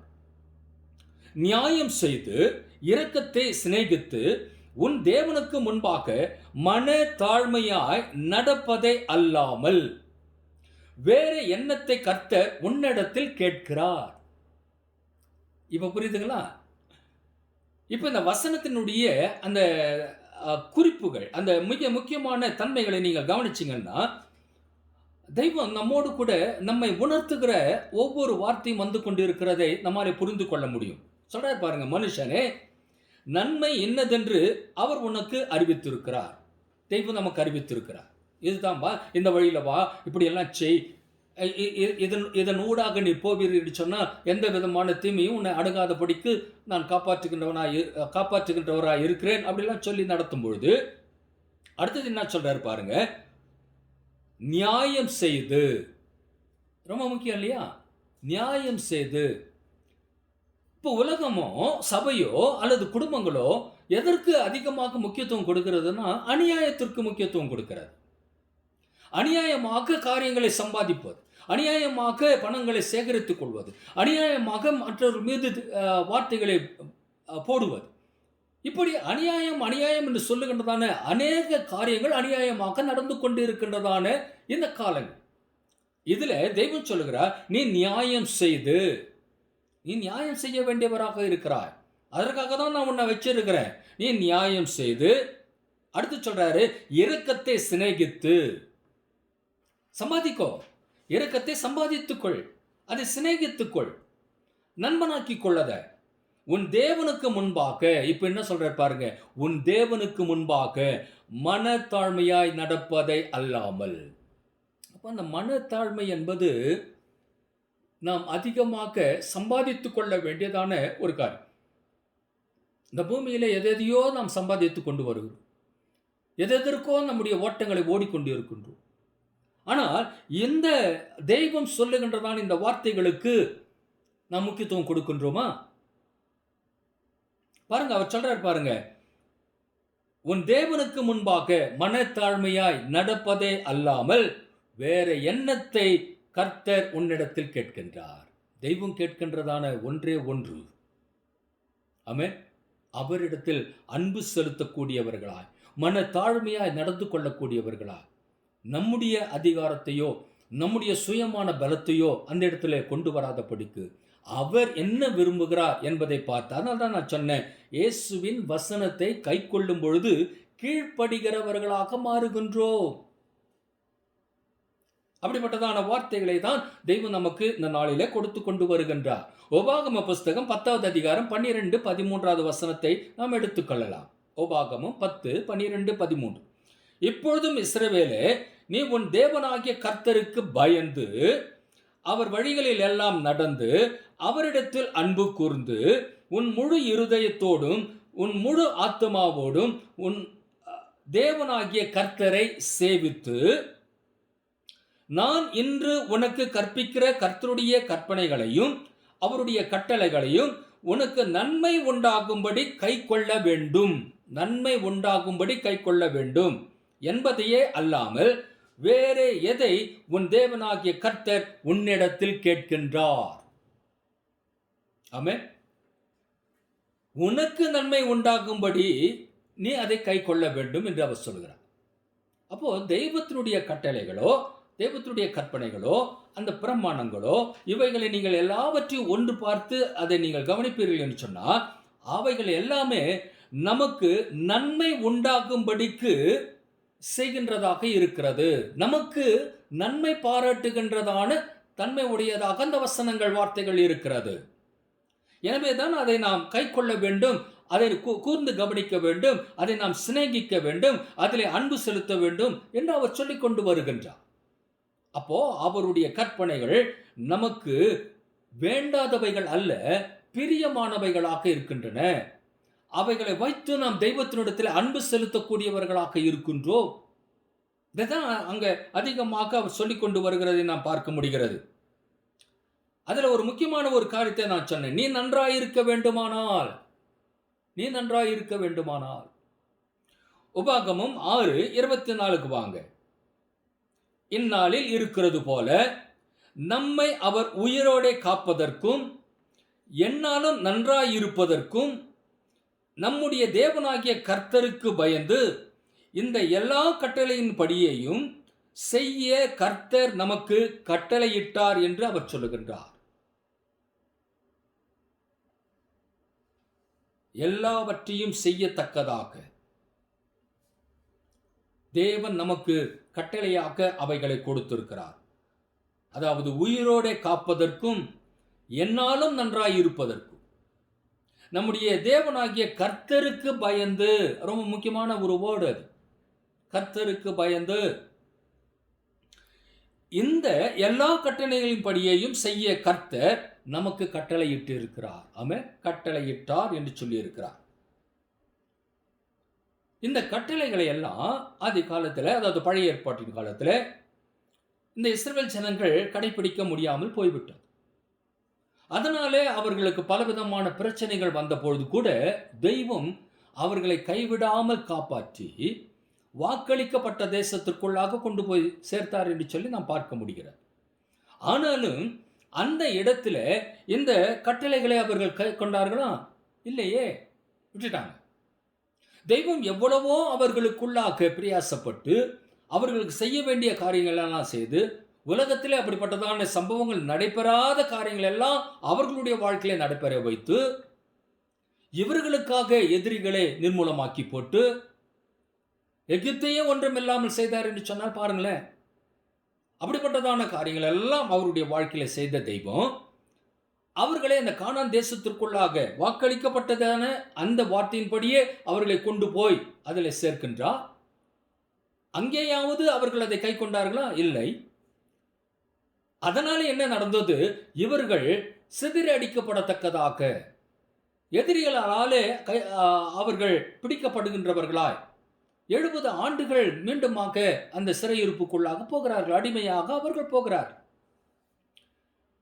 அந்த இடத்துல இருக்கின்றதான இந்த தலைவர்கள், ஏசாயா முதற்கொண்டு ஏசாயா, எரேமியா, எசேக்கியேல், நெகேமியா, செருபாபேல், எஸ்ரா, இப்படிப்பட்டதான மிக முக்கியமானவர்கள் எல்லாம் இந்த கட்டளைகளை, இந்த பிரமாணங்களை அவர்களுக்கு சொல்லிக் கொடுத்தும் அவர்கள் அதை கை கொள்ளாமல் இருந்தார்கள்.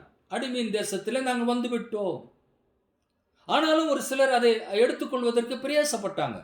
ஆனால் அடுத்த சந்ததிகள் இந்த பிரமாணம் என்ன என்பதையே தெரியாமல் வாழ்ந்தவர்களாக இருக்கிறார்.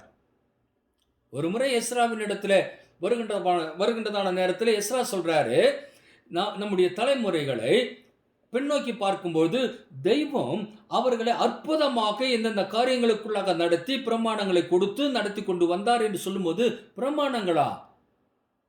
ஆபிரகாமுக்கு, ஈசாக்குக்கு, யாக்கோபுக்கு என்னென்ன அவர் காரியத்தை செய்தார்? அவங்களாம் நம்முடைய மூதாதையர்களா? இப்படி கேட்கக்கூடியவர்களாக அந்த பின்னாலே இருந்த சந்ததிகள் காணப்பட்டது. எஸ்ரா மிகவும் வேதனைப்படுகின்றவராக காணப்பட்டார். அதனால அவர் என்ன பண்றாருன்னா, எல்லாரையும் அழைத்து அவர்களுக்கு இந்த பிரமாணங்களை போதிக்கின்றவராக இருக்கின்றார். போதித்தார், சொல்லிக் கொடுத்தார். ஓ, இவ்வளவு பெரிதான ஆச்சரியமான காரியம்லாம் இருக்கிறதா என்று சொல்லி அந்த சந்ததிகள் அந்த சூழ்நிலையில தங்களை அர்ப்பணிக்கின்றதான பொழுது வருடங்கள் முடிவடைகின்றன. 70 வருடங்கள். அங்கிருந்து சிறையிருப்பை முடித்து அவர்கள் மீண்டுமாக தங்களுடைய தாய் தேசத்திற்கு போகிறதை பார்க்க முடிகிறது. எனக்கு அருமையானவர்கள், நல்லா கவனிங்க. நான் அதை சுருக்கமாக அந்த காரியத்தை உங்களுக்கு நான் சொன்னேன். ஆனால் அதில் எவ்வளவு கடுமையான பயங்கரமான சூழ்நிலைகள் அவருடைய வாழ்க்கையில வந்து கொண்டு இருக்கிறதை நாம் பார்க்க முடிகிறது அல்லவா? ஏன் அப்படிப்பட்டதான காரியங்கள் நம்முடைய கரங்களிலே இவ்வளவு அழகாக 1889 அதிகாரங்கள் அடங்கினதான இந்த புத்தகம் நமக்கு கொடுக்கப்பட்டு இருக்கிறது. இந்த பிரமாணங்களை, இந்த தெய்வத்துடைய வார்த்தைகளை, இயேசு கிறிஸ்துனுடைய வசனங்களை, பரிசுத்த ஆவியானுடைய வசனங்களை, அதாவது இவர்கள் இருவரும் பிதாவினிடத்தில் கேட்டதான அந்த வசனங்களை, பிதா சொல்லிக் கொடுத்ததான அந்த வசனங்களை நமக்கு புத்தகமாக எழுதி கொடுத்திருக்கிறார்கள் என்று சொன்னால், இந்த பிரமாணங்களை நாம் ஏன் கை கொள்வதில்லை? இந்த பிரமாணத்தினிடத்தில் ஏன் நாம் அன்பு செலுத்துவதில்லை? இதை ஏன் நாம் நேசிப்பதில்லை? இதை ஏன் நாம் சிநேகிப்பதில்லை?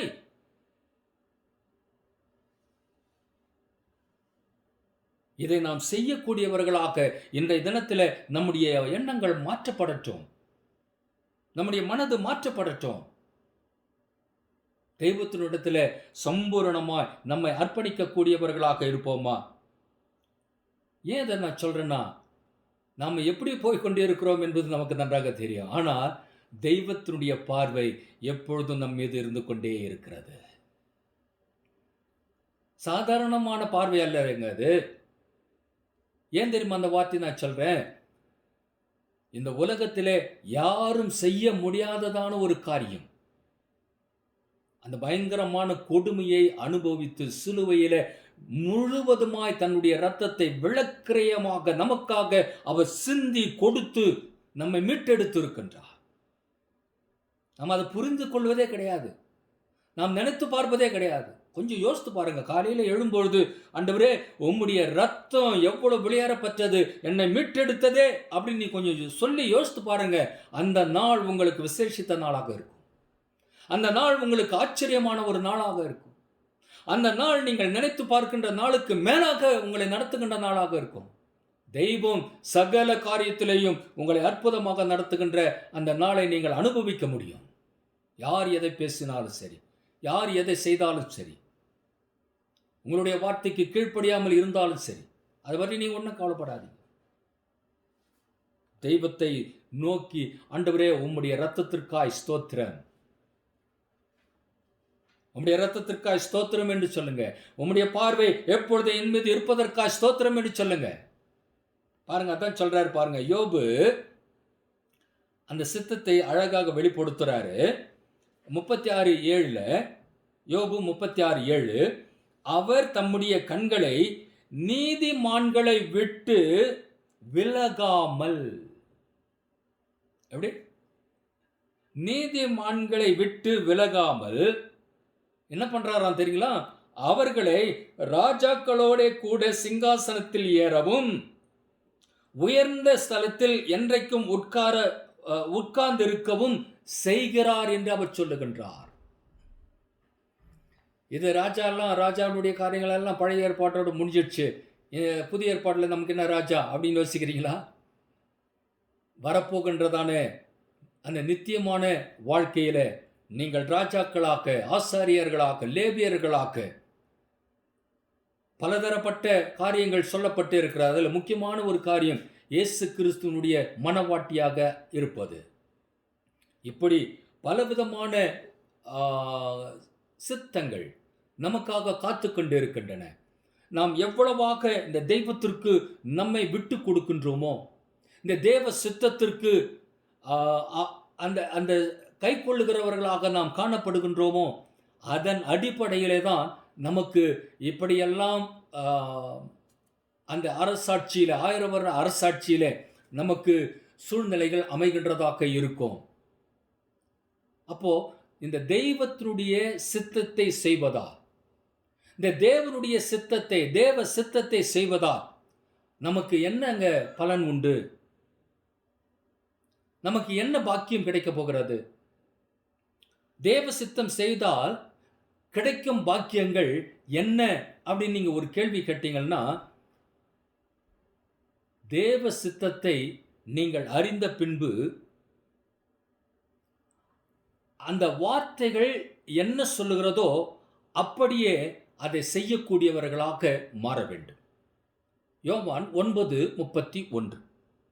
ஒருவன் தேவ பக்தி உள்ளவனாய் இருந்து அவருக்கு சித்தமானதை செய்தால் அவனுக்கு செவி கொடுப்பார். இது அடுத்த பகுதி.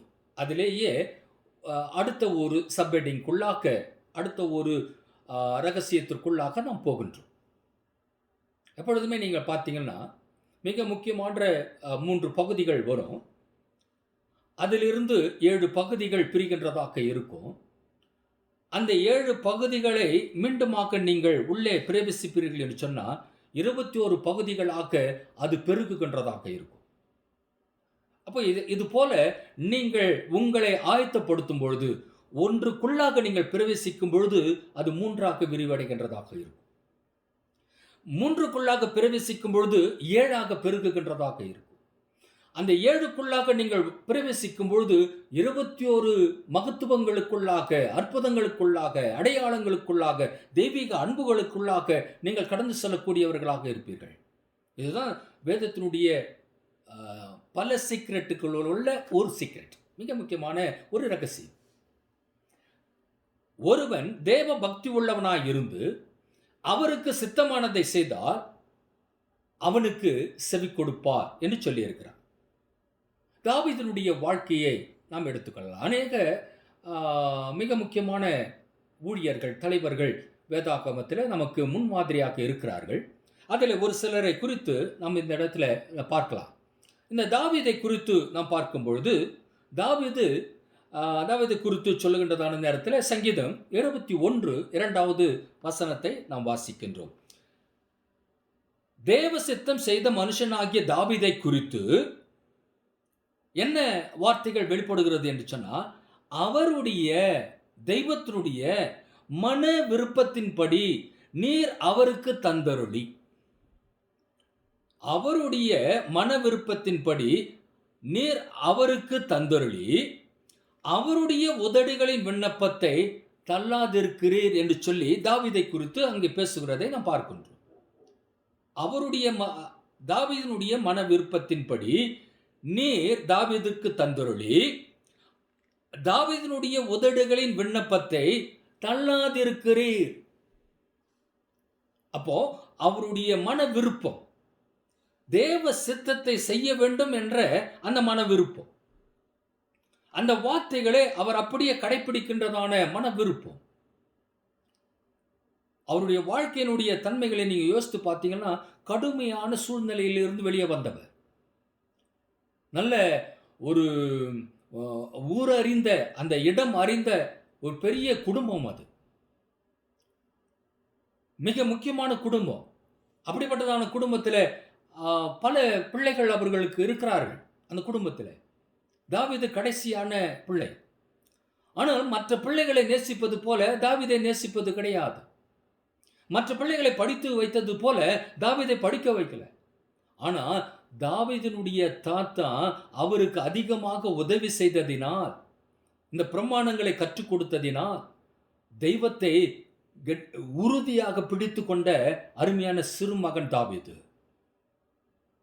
பயங்கரமான வெயிலிலே, கடுமையான குளிரிலே, மழையிலே, இப்படி பல விதமான சூழ்நிலையிலே வேதனையோடு கூட பாலைவனத்திலும் அங்கேயும் இங்கும் ஓடி அவர் வாழ்ந்த வாழ்க்கை. ஆனால் அந்த வாழ்க்கையில கர்த்தரை, இந்த பிரமாணங்களை அவர் விடாமல் கைப்பற்றி கொண்டதினால், பிடித்து கொண்டதினால், அதை நேசித்ததினால், அதனிடத்தில் அன்பு செலுத்ததினால் அவருடைய மன விருப்பத்தின்படி தேவன் அவருக்கு தந்தருளி அவருடைய உதடுகளின் விண்ணப்பத்தை தள்ளாதிருக்கிறீர் என்று சொல்லுகின்றதான ஒரு அனுபவமாக அது காணப்படுகிறது. அவர் செய்ததான ஒரே ஒரு தவறு நமக்கு நன்றாக தெரியும், அது ஒன்று.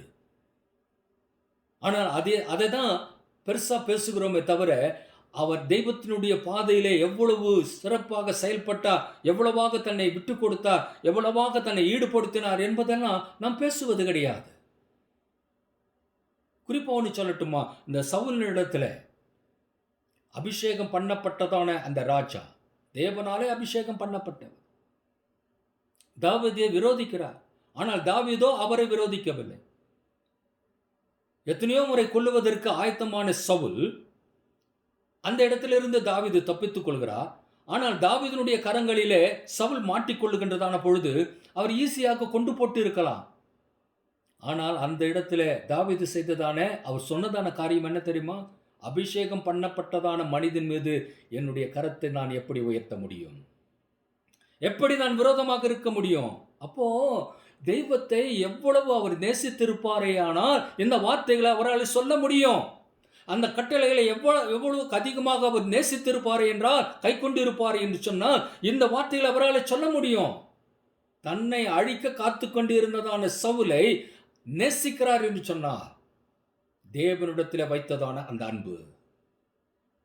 ஆமென். பாருங்க, மன விருப்பப்படி நாம் நடக்கவில்லை என்றால், நம்முடைய மன விருப்பத்தின்படி எதுவுமே நமக்கு நடக்கவில்லை என்று சொன்னா என்ன நடந்து விடுகிறது? கவலையுற்று போகின்றோம், நம்பிக்கை இழந்து போகிறோம், விசுவாசத்தை விட்டு விலகி போகின்றோம். இப்படிதான் அநேக காரியங்கள் நடந்து கொண்டிருக்கிறது. ஆனா தாவீதினுடைய வாழ்க்கையை நீங்க திரும்பமா யோசித்து பாருங்க. தாவீதை அபிஷேகம் பண்ணின பின்பு சவுல் இருக்கிறார் ராஜாவாக. ஆனா நீதாம்மா அடுத்த ராஜா, சவுலுக்கு அடுத்தது நீதான் ராஜா அப்படின்னு சொல்லி சாமுவேல் அவர் அபிஷேகம் பண்றாரு. அபிஷேகம் பண்ணி முடிச்சிட்டு உடனே ராஜா பதவிக்கு போயிட்டாரா? இல்லையே. எத்தனை வருடங்கள் அவர் காத்திருந்தார். ஏன் காத்திருக்கணும்? நான் ராஜாவாயிட்டேன், என்னை தேவன் அபிஷேகம் பண்ணிட்டாரு அப்படின்னு சொல்லிட்டு சவுலை இறக்கி இருக்கலாம்ல, சவுலை கொன்று போட்டு இருக்கலாம்ல, செய்யலையே. அது வரையிலும் தன்னுடைய பொறுமையை, தன்னுடைய விருப்பத்தை அவர் பாதுகாத்து கொண்டார். நம்முடைய விருப்பம் சரியானதாக இருக்க வேண்டும். அதான் நான் உங்களுக்கு சொல்றேன். நம்முடைய விருப்பம் சரியானதாக, தெய்வத்திற்கு பிரியமானதாக அது காணப்பட வேண்டும். நீதிமொழிகளின் புஸ்தகம் 12வது அதிகாரம் 5வது வசனம், நீதிமான்களுடைய நினைவுகள் நியாயமானவைகள், நீதிமானுடைய நினைவுகள் நியாயமானவைகள் என வாசிக்கின்றோமே. எல்லாம் கவனிங்க. அந்த நியாயமானவைகள் அப்படின்னு சொல்லுவது ரைட், சரியானது அப்படின்னு சொல்லி மொழிபெயர்த்திருக்கிறார்கள். நீதிமான்களுடைய நினைவுகள் சரியானவைகள், நியாயமானவைகள், சரியானவைகள், ரைட். அப்போ அந்த நீதிமானுடைய நினைவுகள் நியாயமானவைகள் என்று சொல்லும்பொழுது, அந்த நீதிமானுடைய நினைவுகளிலே வேறு விதமான நினைவுகள் உள்ளே புகுந்து விடக்கூடாது. சத்துரு கொண்டு வருகின்றதான சூழ்நிலைகளை எடுத்துக்கொள்ளக்கூடாது. சத்துருவை விரோதிக்க, சத்துருவை நிர்மூலமாக்கி போடக்கூடியதான அந்த அனுபவத்திற்குள்ளாக நாம் காணப்பட வேண்டும். யோவான் தன்னுடைய நிருபத்தில் இந்த வார்த்தைகளை எழுதும் பொழுது 1 யோவான் 5வது அதிகாரம் 14வது வசனத்தில், நாம் எதையாகிலும் அவருடைய சித்தத்தின்படி கேட்டால் அவர் நமக்கு செவி கொடுக்கிறார் என்பதே அவரை பற்றி நாம் கொண்டிருக்கிற தைரியம். அவரை பற்றி நாம் கொண்டிருக்கிற தைரியம் என்று சொல்லப்பட்டு இருக்கிறது. நாம் எதையாகிலும் அவருடைய சித்தத்தின்படி கேட்டால், அப்ப தேவனுடைய சித்தம் என்ன என்பதை நாம் தெளிவாக அறிந்து கொள்ள வேண்டும். அது உடனடியாக நம்மாலே புரிந்து கொள்ள முடியாது. யாரும் சொல்லிக் கொடுப்பதினாலே தெரிந்து கொள்ள முடியாது. அதை அனுபவிக்க முடியாது. நாம அந்த வசனங்களுக்குள்ளாக போய் அந்த வசனம் என்ன சொல்லுகிறதோ அன்றாடம் அவைகளை எடுத்து நமக்கு சொந்தமாக்கி, இதுதான் தெய்வத்தினுடைய சித்தம் இந்த நாளிலே செயல்பட போகிறது என்று நீங்கள் விசுவாசிப்பீர்கள் என்று சொன்னால், அதன்படி அவருடைய சித்தத்தின்படி நாம் கேட்கும் பொழுது, அன்றைய தினத்திலே அந்த வசனங்கள் அடிப்படையில் நாம் அந்த வார்த்தைகளை கேட்டால் அவர் நமக்கு செவி கொடுக்கிறார் என்பதே அவரை பற்றி நாம் கொண்டிருக்கிற தைரியம் என்று சொல்லப்பட்டு இருக்கிறது. தேவ சித்தத்தின்படி நாம் ஜெபிக்க வேண்டும். தேவ சித்தத்தின்படி நாம் கேட்க வேண்டியவர்களாக இருக்கின்றோம். தேவன் நிச்சயமாகவே உன் வார்த்தையின்படி உனக்கு செய்ய அவர் நல்லவராக இருக்கின்றார். உன் வார்த்தையின்படியே நான் செய்வேன் என்று அவர் சொல்லுகின்றவராக இருக்கின்றார். சாலமோன் அப்படிதான் தேவனிடத்தில் கேட்டார். அதற்கு அவர் சொன்ன காரியம், உன் வார்த்தையின்படியே நான் செய்தேன் என்று அவர் சொல்லுகின்றார். நாம் சொன்னது போலவே உன் வார்த்தையின்படி செய்தேன் என்று சாலமோனுக்கு சொன்னது போலவே நாம் கேட்கிறபடி தெய்வம் நமக்கு செய்ய வல்லவராக காணப்படுகின்றார். சுவாசிக்கிறோமா? சுவாசிப்போமா? தேவனிடத்தில் நல்ல கவனிங்க, தேவனிடத்தில் கேட்டு பெற்றுக்கொள்ள தாமதமானால் பொறுமையாக இருக்க பழகி கொள்ள வேண்டும். மிக முக்கியமான ஒரு காரியத்தை நாம் பார்த்து முடிக்கலாம். தேவனிடத்தில் கேட்டு நாம் கேட்கின்றோம். கேட்கின்றதான காரியம் தாமதமாக்குகின்றதான நேரத்தில் நாம் என்ன செய்யணும்னா பொறுமையாக இருக்க பழகி கொள்ள வேண்டும். இந்த பழக்கத்தை உருவாக்கி பொறுமையாக இருக்க பழகிக் கொள்ள வேண்டும். அவசரப்பட்டு முடிவு எடுக்கக்கூடாது. அவசரப்பட்டு பேசிவிடக்கூடாது. அந்த பொறுமை இருக்கிறதே, அது மிகவும் முக்கியத்துவம் வாய்ந்ததாக நம்முடைய வாழ்க்கையில் காணப்படுகின்ற ஒன்று. ஆபிரகாமின் இடத்துல தேவ சித்தம் காணப்பட்டது. அந்த ஆபிரகாமினுடைய வாழ்க்கையில 86வது வயதில் அந்த பொறுமையை அவர் இழக்கக்கூடியதான சூழ்நிலை வருகிறது. பிரஜாதி மக்களாக இருந்ததான அந்த குடும்பத்தை தெய்வம் தெரிந்து கொண்டு அவருக்கு வாக்களிக்கிறார். அது நல்லா நமக்கு தெரியும் என்னென்ன அப்படின்னு. வானத்து நட்சத்திரங்கள் போல பூமியின் மனநலத்தனையாக உன்னுடைய சந்ததியை நான் பெருக பண்ணுவேன். வாக்கு தத்தம் பண்ணின ஒரு மிக முக்கியமான ஒரு தன்மை. அதில் அவர் நிலைத்து கொண்டு இருந்தார். அதில் வாழ்ந்து கொண்டு வந்தார். ஆனால் 86வது வயதில் பொறுமை இழந்து, என்ன நடந்தது அங்கே? பொறுமை இழந்து அப்படி சொன்னா, சாராருடைய வார்த்தைக்கு தன்னை கீழ்ப்படிந்தார் என்று சொல்லி அங்கே பார்க்கின்றோம். சாராளுடைய வாழ்க்கைக்கு தன்னுடைய வார்த்தையை கீழ்ப்படிதலினாலே விட்டு கொடுத்ததினாலே அந்த பொறுமையை அவர் இழந்து போகின்றார். ஆசீர்வதிக்கப்பட்ட வாக்குத்தத்தத்தின் சந்ததிக்கு சத்துருவாய் இருக்கும்படிக்கு இஸ்ரவேலுக்கு அவர் தகப்பனானார். இஸ்மவேலுக்கு அவர் தகப்பனார். வாக்கு தத்தங்களை விசுவாசித்த போதிலும் பொறுமையாய் காத்திராததே இந்த பெரும் நஷ்டத்திற்கு காரணமாக இருந்துவிட்டது. வாக்கு தத்தம் பண்ணப்பட்டதான மகன் வருவதற்கு முன்பாக வேறொரு மகன் உள்ளே பிரவேசித்து விட்டார். பொறுமை இழந்ததினால், தேவனுடைய வாக்கு தத்தத்தை மறந்து போனதினால், அதை நல்லா கடைபிடித்து தான் வந்துட்டு இருந்தார். அது மனசுல இருந்துட்டு தான் இருந்தது. ஆனால் சூழ்நிலைகள், சாராள் அவரை போட்டு வதைத்த வதைப்பினாலே அந்த பொறுமையை இழந்து சாராளுடைய வார்த்தைக்கு கீழ்ப்படிந்ததினால் ஆசீர்வதிக்கப்பட்ட வாக்கு தத்தத்தின் சந்ததிக்கு சத்ருவாய் இருக்கும்படிக்கு இஸ்மவேலுக்கு அவன் தகப்பனானான். இரண்டாவது காரியம் பாருங்க. ஆபிரகாம் தேவ சித்தத்தை அந்த இடத்துல இழந்தார். பொறுமை அற்று போனவரா. மோசேயினுடைய வாழ்க்கையை நாம் யோசித்து பார்க்கும்போது அவர் மிகவும் பொறுமை உள்ளவர், அமைதியான ஒரு மனிதன், உண்மை உள்ள மனிதன் என்று தேவனிடத்தில் சான்று பெற்று எங்கும் உண்மை உள்ள மனிதன். அந்த மோசேயினுடைய வாழ்க்கையில நடந்த தவறு என்ன? எகிப்திலிருந்து, அதாவது பார்வோன் இஸ்ரவேலரை விடுவிக்க அவரை முன்குறித்து அழகுள்ளவனாக தேவன் சிருஷ்டித்தார். மற்ற பிள்ளைகளை காட்டிலும் அழகுள்ளவனாக அவனை வைத்து வளர்த்து அதே அரண்மனையிலே அவரை கொண்டு போய் வைக்கின்றார். அப்போஸ்தலர் நடவடிக்கையில 7வது அதிகாரம் 22வது வசனத்தை எடுத்து வாசித்து பாருங்க.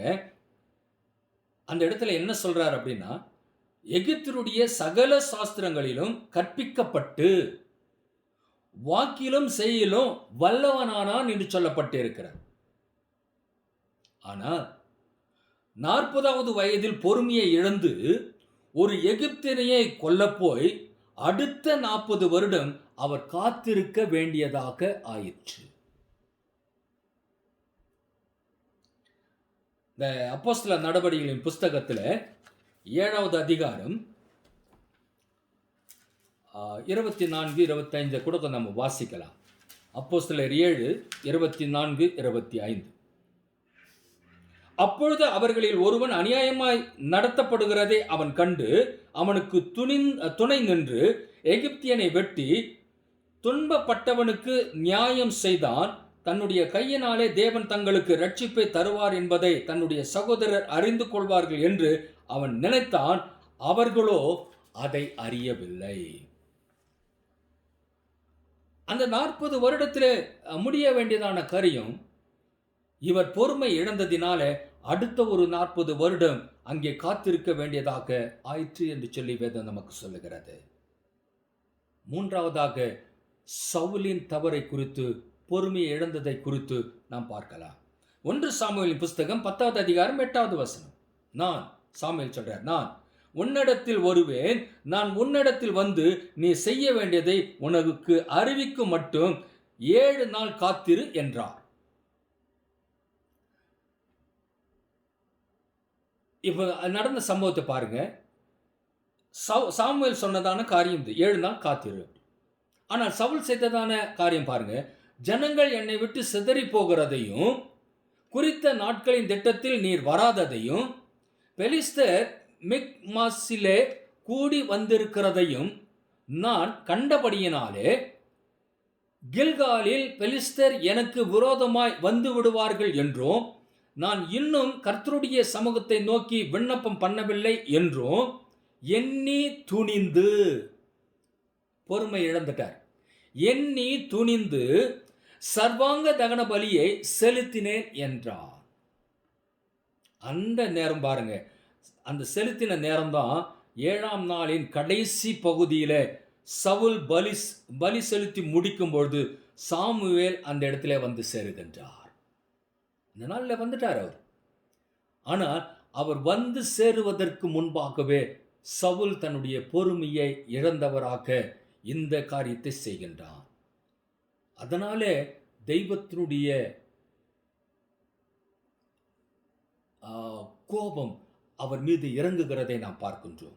1 சாமுவேல் 13, 14 வசனங்கள். புத்தியினமாய் செய்தீர், உம்முடைய தேவனாகிய கர்த்தர் உனக்கு விதித்த கட்டளையை கை கொள்ளாமல் போனீர்.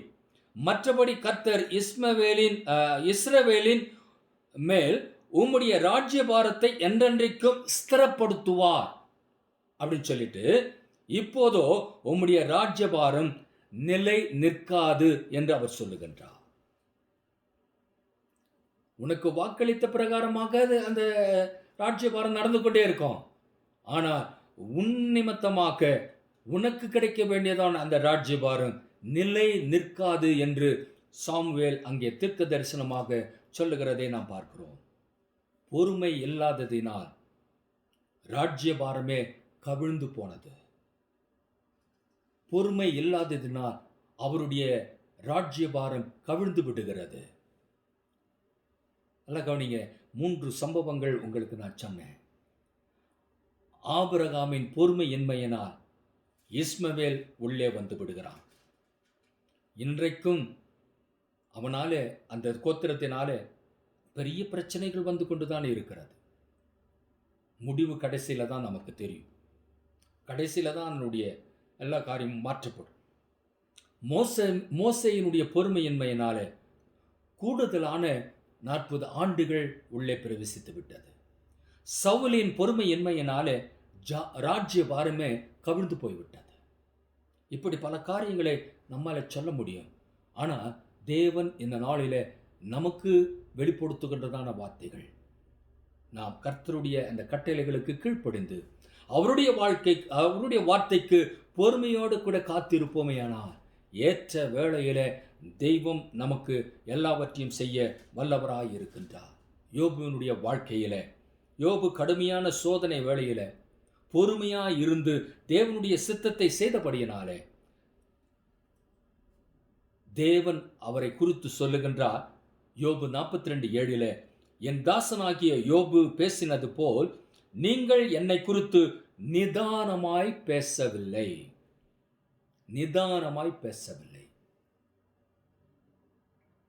தெய்வம் என்ன விரும்புவார் என்பதை நினைத்து யோசித்து அதை குறித்து பேசின மனிதன் இந்த யோபு.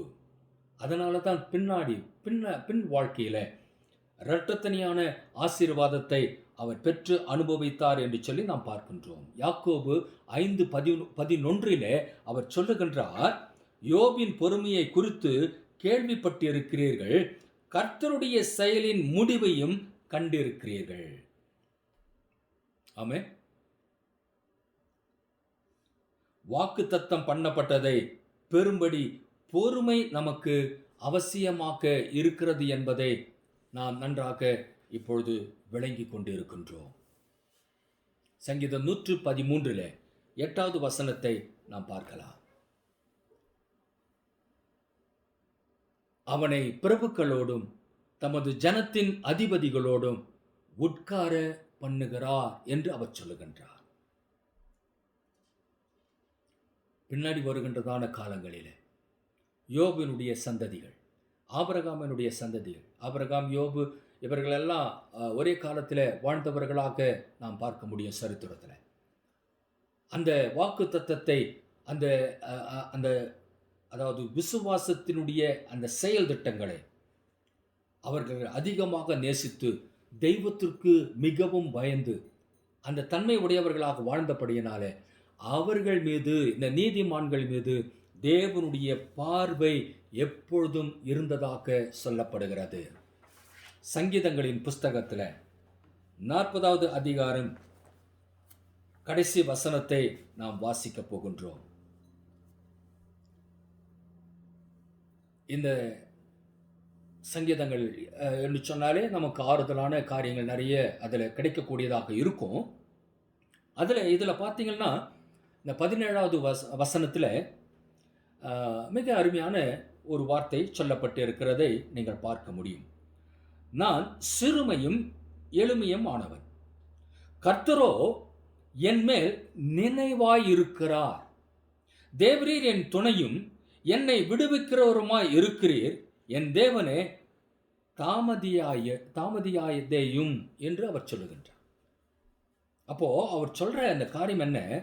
என் மேல் நினைவாய் இருக்கும் கர்த்தர். நான் முன்கூட்டியே நான் சொன்னேன், நீதிமான்கள் மீது தெய்வத்தினுடைய பார்வை இருந்து கொண்டே இருக்கும்.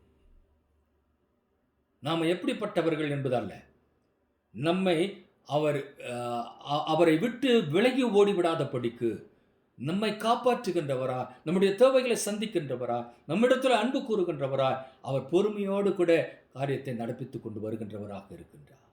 என் மேல் நினைவாய் இருக்கும் கர்த்தர். இந்த வசனத்தை பார்த்து நான் முடிச்சிடலாம். இந்த வசனத்தை கொஞ்சம் யோசித்து பார்த்தீங்கன்னா நம்மை அதிகமாக வியப்பில் ஆழ்த்தக்கூடியதான ஒரு சொற்றொடர்கள். அது என்ன வார்த்தை அப்படின்னு பார்த்தீங்கன்னா, சிறுமையும் எளிமையும் ஆனவன்.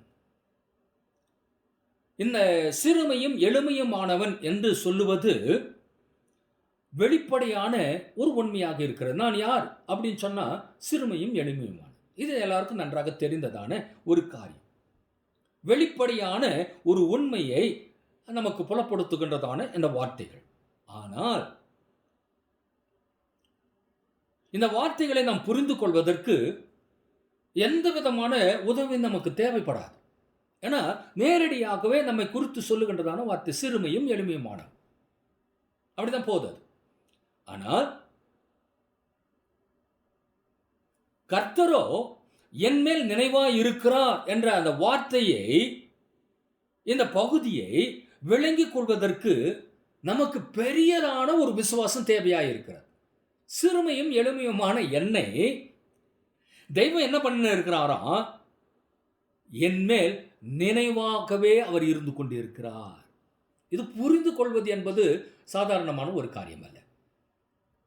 என்னையா என்னையா சிறுமியும் எளிமையான என்னையா அவர் பார்த்து கொண்டே இருக்கிறார். என் மேல் அவர் நினைவாக இருக்கிறார். என்னை கூர்ந்து கவனித்து இருக்கிறார். அவருடைய பார்வை என் மீதாக இருக்கிறது. இதை புரிந்து கொள்வதற்கு நமக்கு பெரியதொரு விசுவாசம் தேவைப்படுகின்றதாக இருக்கிறது. இதை நாம் புரிந்து கொண்டால் நம்முடைய ஆத்துமா எந்த சூழ்நிலையிலும் கலக்கமே அடைவது கிடையாது. கலக்கமே அடையாது. அது கலைக்கு போகாது. கலங்குவதற்கு வாய்ப்பே இல்லை. அதுதான் இப்போ உங்களுக்கு நான் சொல்றேன். அவருடைய பார்வை எப்பொழுதும் என் மீது இருந்து கொண்டே இருக்கிறது. கர்த்தர் என் மேல் எப்பொழுதும் நினைவாய் இருந்து கொண்டே இருக்கிறார். அந்த அந்த சங்கீதத்தை எழுதின அந்த தாவீது பாருங்க, ராகத்தாழ்வனுக்கு ஒப்புவிக்கப்பட்ட தாவீதின் சங்கீதம் என்று சொல்லி இருக்கிறார். இந்த தாவீது எவ்வளவாக அந்த தெய்வத்தை ருசித்து பார்த்திருந்தால் ஒழிய இந்த வார்த்தையை அவரால் சொல்லி இருக்க முடியாது. என் மேல் நினைவாயிருக்கும் கர்த்தர், கர்த்தரோ என் மேல் நினைவாயிருக்கிறார். தெய்வத்துக்கு நினைத்து பார்க்க, அவர் நினைவாக இருக்க எத்தனையோ காரியங்கள் இருக்கின்றதான பட்சத்தில், எத்தனையோ சிருஷ்டிகள் அவருக்காக காத்து கொண்டு இருக்கின்றதான நேரத்தில், ஏதும் இல்லாமல் இருக்கின்றதான ஒரு மனிதன் மேல் தெய்வம் நினைவாக இருப்பது என்பது எவ்வளவு பெரியதான ஒரு ஆச்சரியமா இருக்குது இல்லையா? எவ்வளவு பெரியதான ஒரு ஆச்சரியம் பாருங்க. இதை கொஞ்சம் நிதானித்து நீங்க பார்த்தீங்கன்னா நல்லாக நீங்க புரிந்து கொள்வீங்க. இந்த வார்த்தை ஒரு வார்த்தையின் ஜாலமாக இல்லை, அது பொய்யோ அல்ல, ஆச்சரியமான உண்மையை வெளிப்படுத்துகின்ற ஒரு வாக்கியமாக இருக்கிறது என்பதை நீங்கள் புரிந்து கொள்ளலாம். இது ஒரு வார்த்தை ஜாலம் அல்ல, இது ஒரு பொய்யான காரியமும் அல்ல. சத்தியத்தை வெளிப்படுத்துகின்றதான ஆச்சரியமான ஒரு உண்மை. தேவன் என்னை நேசிக்கிறார். தெய்வம் என்மேல் நினைவாகவே இருக்கிறார். இதை நீங்கள் எண்ணி பார்க்கும்போது உங்களுடைய உள்ளம், உங்களுடைய ஆத்மா, உங்களுடைய ஆவி, உங்களுடைய சரீரம் துள்ளி குதித்து தெய்வனை துதிக்கின்ற ஒரு அனுபவத்திற்குள்ளாக மாறும். தெய்வத்தை முழு இருதயத்தோடு நன்றி செலுத்துகின்றதான அனுபவத்திற்குள்ளாக நீங்கள் மாறுவீர்கள். இதுதான் கர்த்தர் நம் மீது நினைவாக இருக்கின்றதான காரியம். எனவே எனக்கு அருமையான சகோதர சகோதரிகளே, தெய்வத்தினுடைய வார்த்தையை நீங்கள் கைக்கொள்வதற்கு, இயேசு கிறிஸ்துவனுடைய அந்த வார்த்தையை, அந்த வசனத்தை நீங்கள் பெற்றுக்கொள்ளும் பொழுது பிதாவினுடைய சித்தத்தை செய்கிறவர்களாக மாறுவீர்கள். இயேசு கிறிஸ்துவனுடைய வசனத்தை கைக்கொள்ளும் பொழுது தெய்வத்திற்கு கீழ்ப்படுகின்றவர்களாக மாறுவீர்கள் என்று சொல்லி உங்களை வாழ்த்தி தெய்வத்திற்கு நான் நன்றி செலுத்துகிறேன். ஆமென். ஜெபிப்போமா? துதிகளின் மத்தியிலே வாசம் பண்ணும் எங்கள் அன்பின் ஆண்டவரே, உம்முடைய அருமையான திரு வார்த்தைகளுக்காக நாங்கள் நன்றி செலுத்துகிறோம். எங்களோடு கூட இந்த தினத்தில் நீர் பேசின, எங்களை உணர்த்தின உம்முடைய தெய்வீக தன்மைகளுக்காக நன்றியோடுமே துதிக்கிறோம், ஸ்தோத்திரிக்கிறோம் ஆண்டவரே. முடிவு பரியந்தம் நிலை நிற்பவானே பாக்கியவான் என்று சொல்லியிருக்கிறேன். உம்முடைய தெய்வீக வார்த்தைகளுக்கு முழுமையாக எங்களை அர்ப்பணித்து எங்களுடைய வாழ்க்கையை நாங்கள் ஓடிக்கொண்டு இருக்கின்றோம். எங்களுடைய வாழ்க்கை உம்முடைய கரங்களில் இருக்கிறது ஆண்டவரே. நாளையை குறித்து கவலைப்படாதபடிக்கு தெய்வம் எங்களுக்காக வைத்ததான அந்த வாழ்க்கையை நாங்கள் திட்டமிட்டு செயல்படத்தக்கதாக நீர் எங்களை நடத்தும். உம்முடைய பரிசுத்தமான தெய்வீக கரங்களுக்குள்ளாக எங்களையும் என்னை கேட்டுக்கொண்டிருந்ததான அத்தனை பிள்ளைகளையும் சிறைப்படுத்துகிறோம். தொடர்ந்து உம்முடைய வார்த்தைகள் எங்களை நடத்துவதாக, ஆசீர்வதிப்பதாக. இயேசு கிறிஸ்துவின் நாமத்தில் ஜெபிக்கிறோம் எங்கள் ஜீவன் தந்த நல்ல பிதாவே, ஆமென். என் ஆத்துமாவே கர்த்தருடைய வார்த்தையை ஸ்தோத்திரி, என் முழு சரீரமே அவருடைய பரிசுத்தமான வார்த்தையை ஸ்தோத்திரி. என் ஆவியே கர்த்தருடைய வார்த்தையை ஸ்தோத்திரி. வார்த்தை செய்த சகல உபகாரங்களையும் மறவாதே. அவர் என் அக்கிரமங்களை எல்லாவற்றையும் மன்னித்து, என் நோய்கள் எல்லாவற்றையும் குணமாக்கி, என் பிராணனை அழிவுக்கு விலக்கி மீட்டு, என்னை கிருபையினாலும் இரக்கங்களினாலும் முடிசூட்டி, என்னை தம்முடைய நீதியின் பாதைகளில என்னை நடத்தும். கழுகுக்கு சமானமா என் வயது திரும்ப வாழ வயது போல் ஆகிறது. ஒடுக்கப்படுகிற யாவருக்கும் கர்த்தர் நீதியையும் நியாயத்தையும் செய்கின்றார். ஆமென், ஆமென். நம்முடைய பிதாவாகிய தேவனுடைய அன்பும் குமாரனாகிய இயேசு கிறிஸ்துவினுடைய கிருபை, பரிசுத்த ஆவியானவருடைய அந்யோன்யமும் ஐக்கியமும் ஆசீர்வாதமும் வழிநடத்துதலும் என்றும் என்றும் சதா காலங்களிலும் நம்முடைய ஆண்டவராகிய இயேசு கிறிஸ்துவின் பரிசுத்த வருகை மட்டும் இருப்பதாக. ஆமென், ஆமென்.